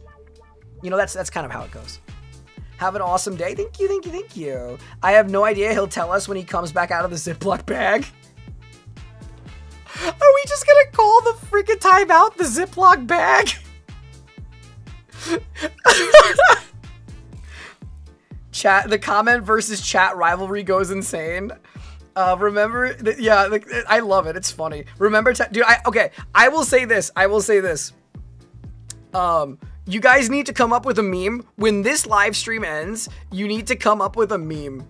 Not for the live stream itself, but for the first video I released tonight, whatever it is, it might be something small, it might be the first part of this, the Sanguinis speech, I don't know. I just want you guys to write in the comment section something that will be, no, I know exactly what we need to do. On the speech of Sanguinius, which everybody's gonna want to talk about how it's peak content, can you please spam nonsense? Like, spam the I am Alfarius meme. Spam whatever meme you want that has nothing to do with the speech of Sanguinius and write that in the comment section so that the commenters are just sitting and just utterly confused. The amount of turmoil that will be created from the speech of Sanguinius one would be so funny. Train facts? I mean, if you want to put train facts in the comment section, I'm fine with that. More misinformation. I love that. My favorite part about the setting is that it's deadly serious or cartoonishly ridiculous as you want it to be at any given moment. Good soldiers follow orders. It's funny since the lore of the Alpha Legion stopped doing the I am Alfarius thing and they actually get pissed when Marines keep doing it. That's so funny. I've committed that each video. I love it. Yes, Zero, I see your comments and I always love them. Just say Rogel is better. Spam Alfarius, once Trazen, now Sanguinis, the Alpha Legion lies with all of it. Can I write recipes for spaghetti bolognese in the comments? Absolutely, you can. You can absolutely write a recipe for spaghetti bolognese and everybody can give you their feedback on your recipe. I am absolutely all for it. Sanguinis would have tasted good, 10 out of 10, humble space. Look, Sanguinis would do great in a Ziploc bag. The Swarm Lords on the battlefield. See, you guys are all memers. I love this. I love this. All right, we have time for one more video. It's currently about 3 o'clock. The video, I think, is about 30 minutes long. Let me just go find it real fast. We're going to be watching the other ones you guys voted for, which was, what do the orcs think of every other faction? So I'm just gonna find, it's a 38-minute video, which should work pretty much in time. That gives me a little bit of leeway, which works really well. So let me take that real quick. And we'll get that ready. Unless there's one that's a little bit shorter. How about 2 orc boys kill a titan? Do you think 2 orc boys kill a titan will work? Because that one's only 20 minutes long. Or do you really want the orc one for every other faction? If you guys really like the faction one, I'll do it now. Otherwise, I could do that on the next stream. That one's fun too. Okay, so why don't we do the shorter one? Warning, those have voice. No, I don't want voice act. How long of a section is the voice acted orc? How long of a voice acted section is it? Is it the entire video? Wah! Switching from Alpha Legion to Orc mode, do it. A fair bit? Oh no. Is it at least easier to understand compared to Glitz, whatever? You know, Gaijin Goomba? Is it easier to understand? Because his orc accent is quite literally impossible for me to understand. Like, I can't handle I'm gonna talk like this because we are the boys. We gonna go do the football hooligans. Yes, we are. I can't do it. I can't listen to it for long swaths of time. Caps lock is acceptable. Orc faction. I like the orcs and I like the orc accent in small doses, but I can't handle when people do it for like a 20-minute video. 1920s mobster orc. Yeah, sure. Turns into boss. I don't know what I'm doing. What do you want from me? I'm sorry. Do you know, it's hard enough to try sounding British and then trying to sound British while doing that. You know, I could be like, oh, it's Tuesday, I can make these jokes, but then trying to add orc into it, it makes it a whole other can of worms and being terrible. You should do an orc stream where you bring in Neffy to translate everything for... No. Some players do matches like that.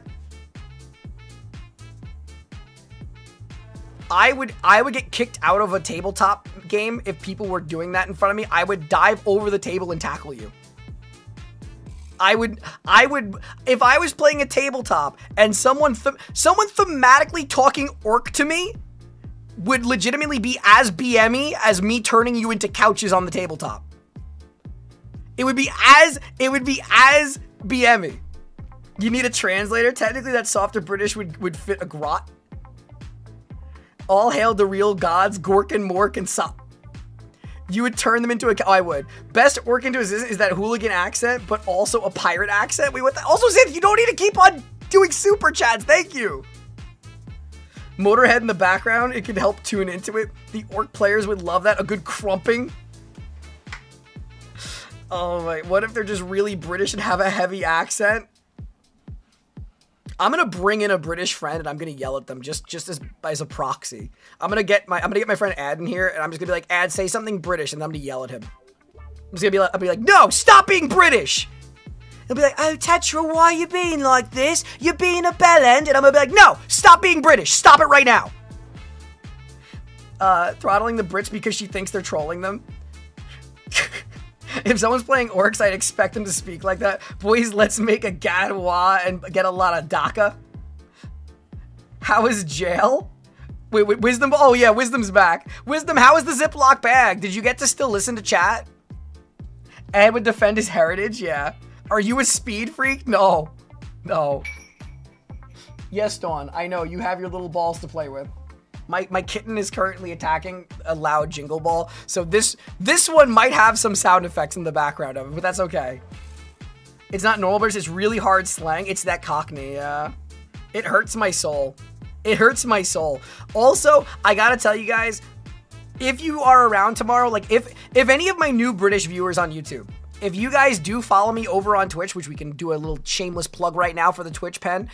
If you guys do follow me on Twitch, tomorrow I will happily play more Scrandle, and it makes my British viewers lose their, like, it makes you guys lose your hair. It is so funny watching how angry the British people get at this representation of their cuisine. But it is so much fun. It is so much fun to play Scrandle with my British chat. You also have to warn Ad ahead of time so he doesn't say anything TOS. This is true. This is true. Ziploc socks. It's a hole in the mark.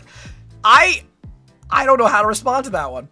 I don't know how to respond to that one because I don't know I don't even know what to say. I'm moving on. So anyway, we're gonna go and watch the Two Orc Boys Kill a Titan by Warhammer. So let me get that ready for you guys. Is this one it? That's 10 hilarious. Is this it? Did he change the title of the video? Oh no, okay, here it is. Oh, my mouse just died. Okay, that's cool. Give me 1 second. Man, everything is breaking today. It's all because of Igus. Can't believe he broke my mouse. Okay. Let me get this, copy that. All right, let me quickly get this open. Ba, ba, ba, ba, ba. Do this. Also, I don't know what it is. When you press full screen, it instantly starts playing, and I don't know why. The gap. See? Immediately. The gap. Hashtag blame Igus. Yeah, right, exactly. Wait, wasn't it the Orc faction that... No, it didn't. The Tyranid one actually won in the first place. And then, you guys tied it up at the last second with the Orcs. But we're watching a different Orc video just because this one's only 20 minutes as opposed to the 48-minute one the other one is. We'll watch the 48-minute one next stream. Igus should become a couch. I agree. No, Igus cannot become a couch. Understood. More fun to wait in the future. I can't wait to watch more. I can't wait to watch more. So, okay, let me move myself over. And this will be the last one we watch today. And then we're going to go hang out over on the other website with Yura. Okay. Cracking my elbows. Ugh. No, this one's a West video. We're watching one more West video. We're watching the insane story of how two orc boys killed a titan. Igus could be your new Wi-Fi router. I don't think the Drakari can turn people into Wi-Fi routers. Oh my goodness. All boys, let's wah. Also, just so you see what I was talking about, by the way, this is the toggle. I'm going to do it for 1 second. This is the toggle I was telling you guys about. That's the toggle, okay? It's part of my model. So it's already there. That's because of Twitch. Fast as a Zog, let's stomp the humps. What does that even mean? What does that even mean? All right, let me get the video open. Should be able to just do this. Should be able to get this, and we're gonna turn the music off. Okay, we are ready to go. All right, so this time we are watching the insane story of how two orcs killed a titan. Oh, sorry, let me rephrase it. We are watching the insane story of how two orc boys killed a titan. So I'm looking forward to it. It's another one by Warhammer, and considering the last one he did I really enjoyed, I'm excited to watch this one too. I'm scared of orc accents, but let's see what we get ourselves into with this one. The galaxy of the 41st millennium is a crazy place where impossible things happen every single day. It's a wildly over-the-top universe filled with some pretty insane stories and characters, many of which tragically don't get nearly enough attention. Okay, all right, if he's gonna say the orcs don't get enough attention, I don't even know how the rest of this video is going to go. From what I understand, the orcs are everywhere all the time when it comes to people talking. Everybody loves the boys. Every time you guys watch, you guys are always requesting all these different factions to talk about. Whenever the orcs comes up, everybody stops their division and just goes, "It's the boys!" Well, today we're gonna do our part to fix that, as we're gonna talk about that time that two orcs and a squig managed to kill a titan. It's called They Princess, took down one I of the love god that. engines with nothing more than a fast car, a snaz hammer, and some truly brutal cunning. He said it! And hey, look at that. That's actually the name of the book this story comes from. This is definitely one of my favorite 40k books, and I've read through it like 3 times. Oh. So in the interest of avoiding spoilers for people who haven't read it yet, we're just gonna be talking about one scene that happens in the middle of the book that doesn't give away any of the major plot reveals. It's one of the most wild things I've read in a 40k novel in a really long time. I'm excited. So more people need to know about it. But before we get into all of that, here's a quick shout out to this video's sponsor, which... All right, I'm gonna do the same thing again. I will, of course, put credit for the video in the long-form video. I will need a timestamp from the mods if that's possible, just because I'm going to obviously skip this and I'm going to take it out. I will put credit to this. If you guys are interested in the game that he is advertising, which I don't know what it is, you know, obviously use his code. Yeah, okay, there you go. It's a Warhammer game called Warpforge. Okay, there we go. So in the book, the orcs of the Mech Lord's Tech Wog are invading the Forge world of Hephisto. The Wog is made up of orcs from all different clans, but most numerous are that of the orcs of the Bad Moons clan. And although not technically part of this particular Wog itself... Wait, in the Bad Moons clan, is that what the, is the pirate with all the ridiculous stuff behind him on the figure? Is he from the Bad Moons? I know he's the one that you guys said that the Imperials likely paid him to grief. Who is he griefing? I forgot who it was. Time spent watching ads ain't spent crumping gits. Freebooters? The freebooters. It's the fancy gits. Freebooters is the pirates? Okay, okay. The world is also being invaded by a sizable force of orc freebooters, led by Captain Badrock. Oh, there we go. There's the freebooters immediately, seconds later. Now, you could be forgiven for thinking that this was a combined force, different orc groups setting aside their differences to team up against their enemies. But that couldn't be further from the truth. They both just kind of showed up around the same time, and both wanted to loot the Forge world for themselves.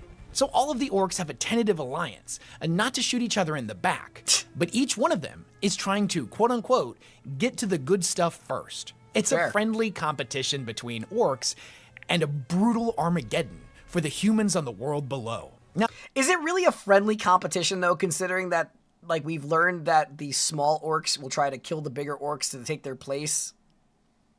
Now, skipping ahead a little bit, the battle on the planet's surface has escalated quite a bit. The Mechanicum has deployed 4 of their Titans against the Orcs, only for the Orcs to respond by unleashing the Mecha Gargan, a colossal monument to the ingenuity of Orc engineering.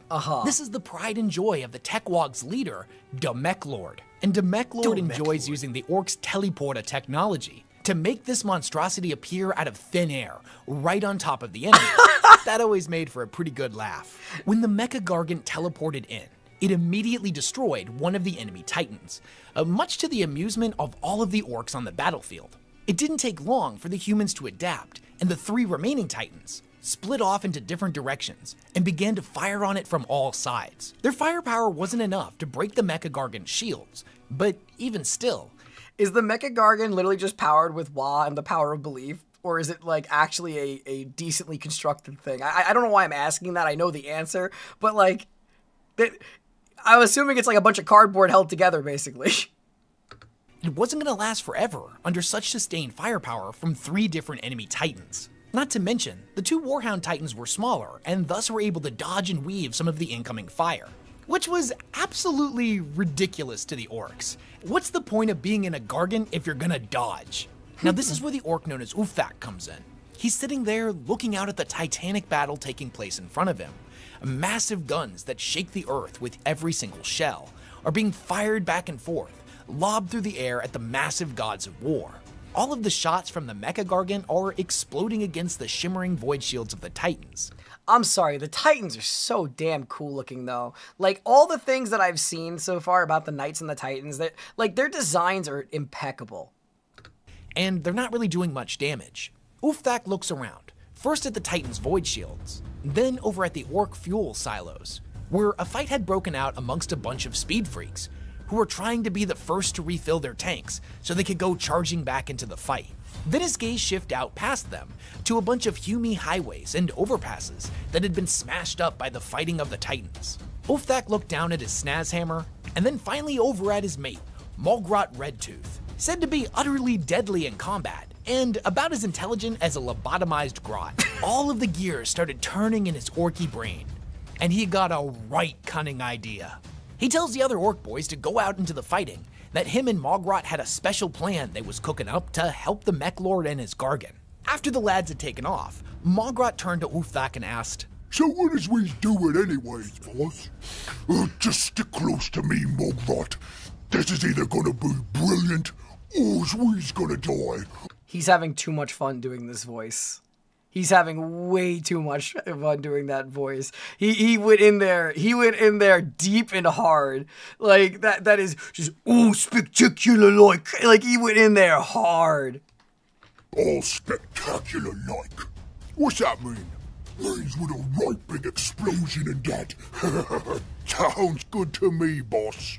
The way they figured it, if it was an orc's time to meet Gork and Mork, they might as well do it in the biggest, flashiest, loudest way possible. And the more explosions, the better. So here's what the boys did. They ended up stealing a shock jump dragsta from one of the speed freaks by clobbering the git with Ulfthak's snaz hammer. Fair. After their ride had been secured, he grabbed the weedy little Gretchen that had been working on the bike and asked him if he knew how the thing worked. The Gretchen nodded in response and said that he normally shoots the gun. That was good enough for Ulfthak. So the two orcs, the grot, and Ulfthak's pet squig all jumped into the dragsta and took off. You was right, boss. This was a great plan. You idiot. There's more to the plan than that. Now, not being members of the Cult of Speed themselves, Mogrot and Ulfthak had made fun of the speed freaks plenty of times in the past. But here on the open road in the dragsta, Ulfthak had to admit that there was something kinda badass about tearing over the ground in a vehicle like this. He thought about it for a minute, but he figured at the end of the day, he'd still want to get out and crack some heads the proper way. But he got the appeal. I mean, he's gonna learn that he's gonna start doing some vehicular manslaughter rather than doing it with his hands. Ulfthak stared down at the Gretchen and said, The shock jump. How's it work? Oh, that's the shocker, right? Oh, when you're going fast enough, you hit the shocker, and then the shock jump happens. Or sometimes it don't happen. Why don't it happen?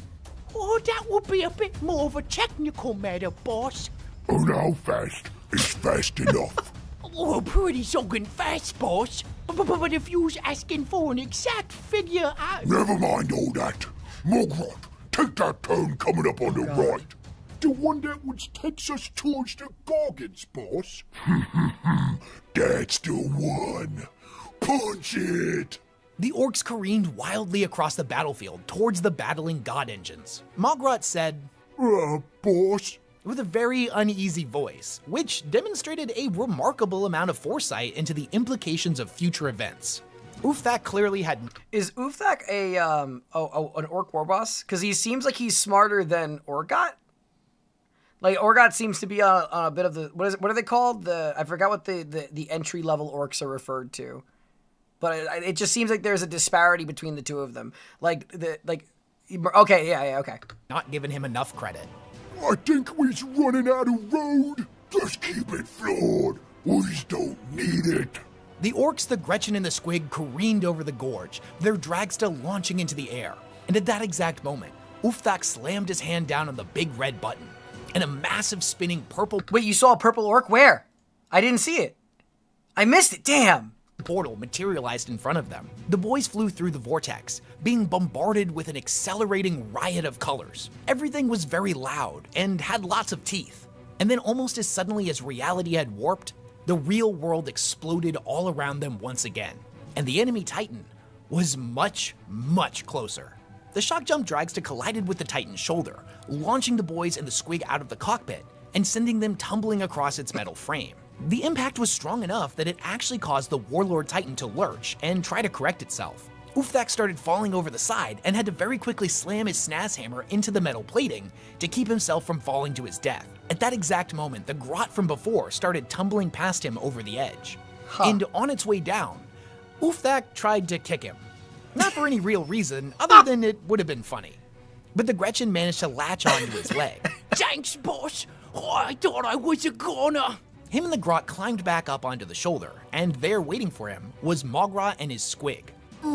So what's the plan now, boss? Now, right before Ulfthak could respond, there was a blinding flash of red light. The pair of them turned and looked across the battlefield and saw that the Mech Lord's Mechagargan had turned its gaze of Mork on them. They should have been instantly incinerated, but they weren't. Why ain't we dead, boss? Ulfthak pointed up at the shimmering void shields above them. The shields. The dragster took us right through it. Zogging hell. That was a pretty good plan after all, boss. Told yous it would be. It took a little bit of maneuvering and shimmying along the side of the Titan, but eventually the crew ended up on top of its head, leaning forward to look down into its face. Ulfthak was pretty sure that the humans crewing it would be inside the head. and going through the eyes was their best way of getting inside. Yous don't think they gotta gain some morgue, do they, boss? Course they don't, you idiot, 'cause they ain't got a morgue. They's just got that Emperor kit, and I don't think he does zog all. They just got that Emperor Git, but I don't think he does Zog all. That is an insane, insane take. Bloody useless score if you ask me. On the count of 3, the crew dropped down in front of the Titan's eye and smashed through it. The Humies inside started wailing in alarm, in that annoying, high-pitched human noise they make when they're scared. The humans panicked, reaching for their weapons, but they were way too close to Ulfthak, who batted one aside with his snaz hammer, pulping him into red mist, whilst grabbing the other one around the head with his enormous fist. There was a crack and something gave way, and suddenly his hand was all sticky and wet. Ulfthak dropped the limp corpse on the ground and shook the blood off his hands. Zogging Humies. They were always leaking at the slightest provocation. In that moment, a tech priest rounded on the massive orc, and its appearance admittedly caught him off guard. Imagine not knowing your strength and just literally referring to humans as leaking when you smack them. It was a flailing mechanical thing, covered in metal arms. Mogrot emptied his slugga into the tech priest's chest, and ended up saving Ulfthak's life. And just like that, the threat had been eliminated. There was a lot less resistance than they had anticipated. The pair of orcs started looking around, and the inside of the cockpit was covered in all kinds of knobs, levers, and shiny buttons. The orcs were trying to figure out what to do next. The plan had worked perfectly. And honestly, way better than it had any right to have. Ulfthak scratches his chin and thinks to himself, if him and Mogrot can figure out how to pilot this thing, maybe he can keep it. Oh have my his God. own Gargan. If only a couple of Humies could figure out how to do it, then he certainly could too. He's it's genius. in this moment that they notice a swirling tube of liquid at the back of the chamber. They hadn't noticed it before because it didn't really pose any kind of threat. But now that the orcs looked at it more closely, they could see there was a naked, almost crippled-looking human floating in the tank. It certainly looked like a Humie, but it was kind of gross. It was all gray and withered. Oh. Humies normally came in shades of brown. What the and heck is pink. this? Not a good strong green like the boys, but certainly not gray either. And this thing was skinnier and more skeletal than most of the Humies they had ever seen. The creature also didn't have eyes, or at least it had a series of thick cables coming out of where its eyes should have been. It had all manner of other cables and wires trailing out of its back and up to the top of its tube. Right. Wait. When I watched the Bricky video, it just looked like they got mounted in a chair that they kind of got permanently affixed to. It didn't look anything like this. Now that's the weirdest thing I've seen today. Ulfthak aimed his shotgun at the princeps of the Titan and fired. It blasted apart its tank, and amniotic fluid gushed out and spilled across the floor. The Humie limped forward, held up only by its cables. It was in this moment that the grot from before, who had waited behind on top of the Titan, had jumped down and come through the open window, running away from the squig that was trying to eat it. Right at the last second, it dodged, and the squig that was lunging for it slammed into the Titan's princeps, who latched onto its face and started to rip it apart. There was a massive shudder that went through the entire Titan as it lurched back and forth, still connected to its princeps that was being mauled by a squig. The Titan discharged all of its guns at once in random directions, and then suddenly fell very still. The orcs then heard a little bit of shuffling coming from underneath them, and realized that there was still more Humies aboard. Ulfthak lifted a latch in the floor, dropped in a stick bomb, and then slammed the hatch shut. Oh my God. There was a big explosion, and then an alarm started going off. At first, the orcs thought the alarm was to signal that all of the humans were dead, but then they thought about it for a second. Why would a Humie alarm go off if they're all dead and there ain't no one to hear it? Ulfthak pulled the hatch back open and looked down into the chamber. There was a pretty large amount of damage. There were sparks flying everywhere and small fires had begun to break out. There was also an exploded Humie pilot whose remains were dripping off of the wall and ceiling. This was a lot of damage that looked suspiciously like that of a stick bomb going off in a tight enclosed space. Bloody shoddy Humie work. We need to get out of here before the whole thing blows up. Ulfthak walked back to the entrance that they had made. I'm not gonna lie, the war bosses are smarter than I gave them credit for. I know that I barely understand the universe still, but like, I am surprised by the level of thought that goes through this guy's head. In the Titan's head and looked down. It was a pretty far way to go, so they checked to the back to see if there was another way out. While they were looking around, Ulfthak took a moment to look at the top of the tank that the gray broken Humie had been in before, and he sees some Humie glyphs carved into a bronze plate at the top of the tank. Now, most Humies spoke the same language, and he had picked up enough of it in order to interrogate prisoners or order Humie slaves around.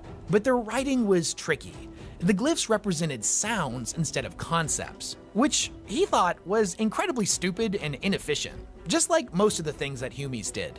But he knew enough of their written language to make a good guess of it. He tried to sound— This guy knows a species, an entirely different species language, and their written form. Like, that's so much higher intellect than I thought. Like, what the heck? it out, and to his credit, he got pretty close.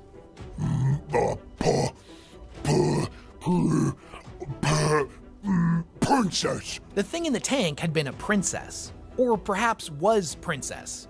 He nudged the squig with his boot, still eating away at the dead thing on the floor. You like that? Yous want the name of what yous killed? You want to be princess then? The squig looked up and grinned at him with big bloody teeth.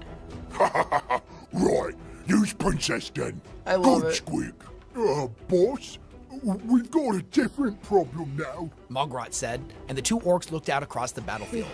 Since the Titan they were inside had stopped firing, the orc Gargan had turned its attention to one of the smaller Titans instead, and it had used its massive Lift-a-Droppa to levitate the smaller god engine into the air, spitting in the face of this world's gravity.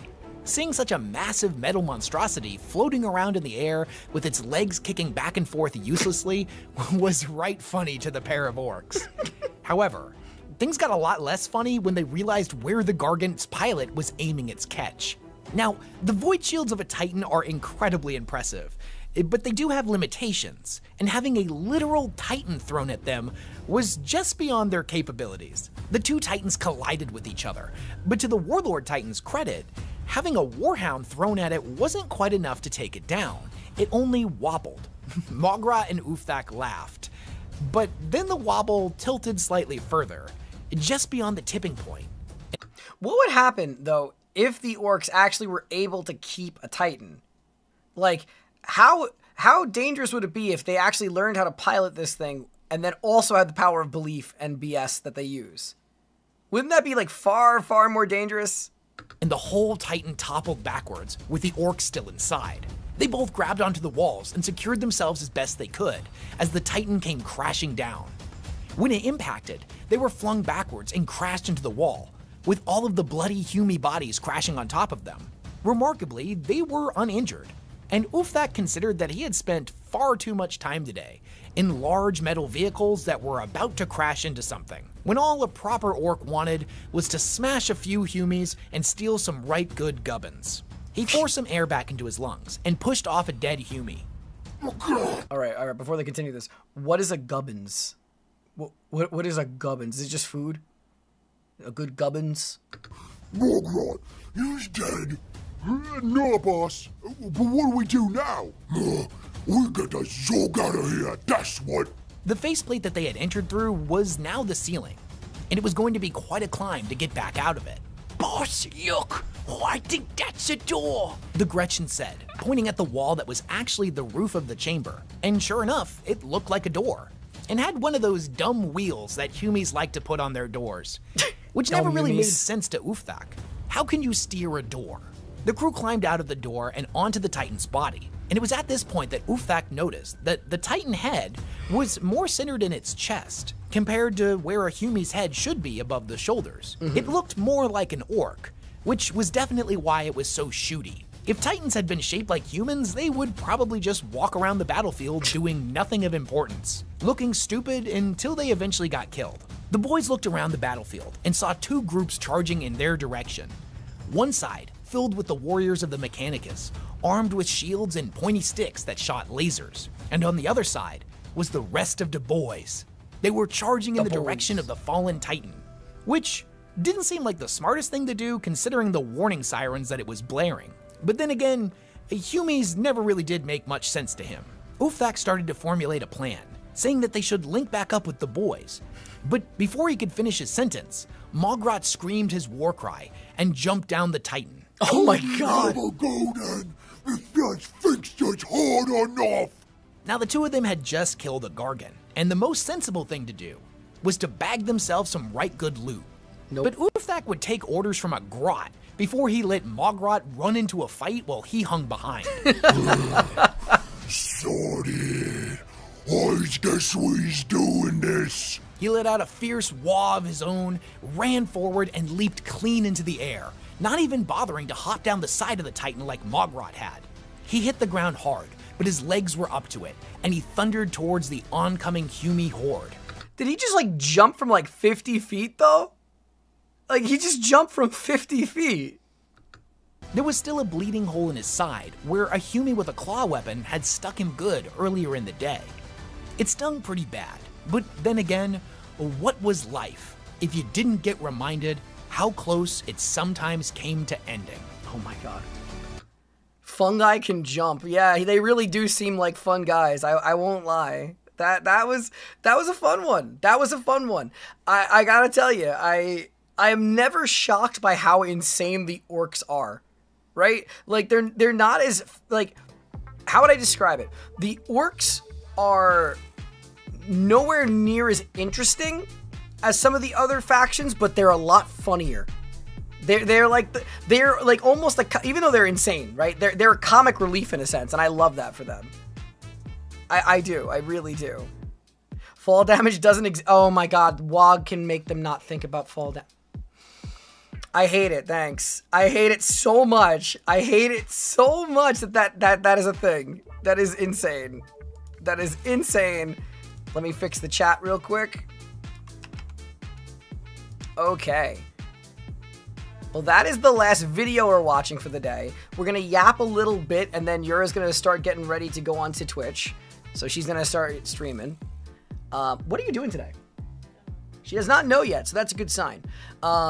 There is no, like, raid in between platforms, obviously, so we'll make a post in the Discord when she goes live. Assume she'll be on at 4 o'clock, so in, like, a half hour.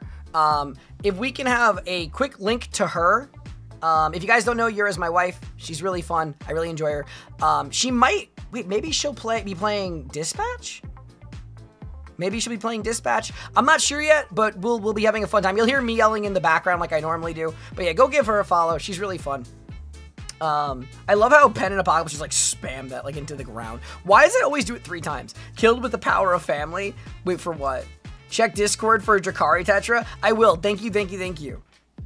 I'm not sure if that's Fanon or not, but I believe orcs don't use Geller fields and just fight through the warp. I've heard that one too. I've heard that one before. I have no Twitch and must meme. That's totally okay. That's totally okay. Orc drops grenade down a hatch, opens hatch and sees damage. Wow, it looks like a bomb went off. Human tech is so fragile. Oh, I love that. I love that so much. Okay, so here's the plan for the rest of the week. I will be releasing I'll probably release the Sanguinius speech tonight. I'll do some edits quickly, put it out tonight, and then probably after Yura's done, I'll have it out, but it might be up sooner. I don't know. It depends on when I get a recording done. But I'll have the Sanguinius speech reaction out tonight. Make sure you meme the hell out of the comment section of it. What else? What else? Aside from that, tomorrow is going to be on Twitch. If you guys want to watch me over there, I'll probably be playing stuff with chat interactions. Yeah, Yura's going to be getting ready for Twitch, Jim. Dispatch is goated. Yeah, she's currently on episode 3 or 4. She's on episode 4. So that's really fun. I think that she should probably play it, to be honest with you. But we'll figure that out. What else? What else? Yeah, tomorrow's on Twitch. Wednesday's on YouTube. Thursday's on Twitch. Friday's on YouTube. I'm also going to learn how to do the waiting rooms. So I'll have a waiting room for Wednesday's stream on YouTube. And other than that, just thank you all. Thank you all for everybody who's hung out. Thank you all to the Alfarius and all the people who have become members. I can't believe that there's 44 Little Beans and 45 Alfarius. You guys are the best. Like, honestly, you guys really, really, really are the best. I'm grateful to each and every one of you all. Thank you guys for coming back after we had the internet crash because of Igus, you know. but I'm really grateful. I'm really, really grateful. We are Farius. Thanks for stream moderate. Oh, thank you guys. Thank you guys. From the bottom of my heart, you guys make it really, really fun. I love and appreciate you all, and I will see you tomorrow on Twitch. I'll see you today on Eurus stream in a little bit, and I'll see you on YouTube on Wednesday. I'll be posting videos all throughout the week, and thank you guys again. I hope you all have a wonderful rest of your evening, and we'll plan out the special stream for the Alfarius members probably in this next week sometime, okay? Love and appreciate you all. Thank you, and I'll see you in Eurus stream. Bye, bye, bye, bye, bye, bye, bye, bye, bye, mwah!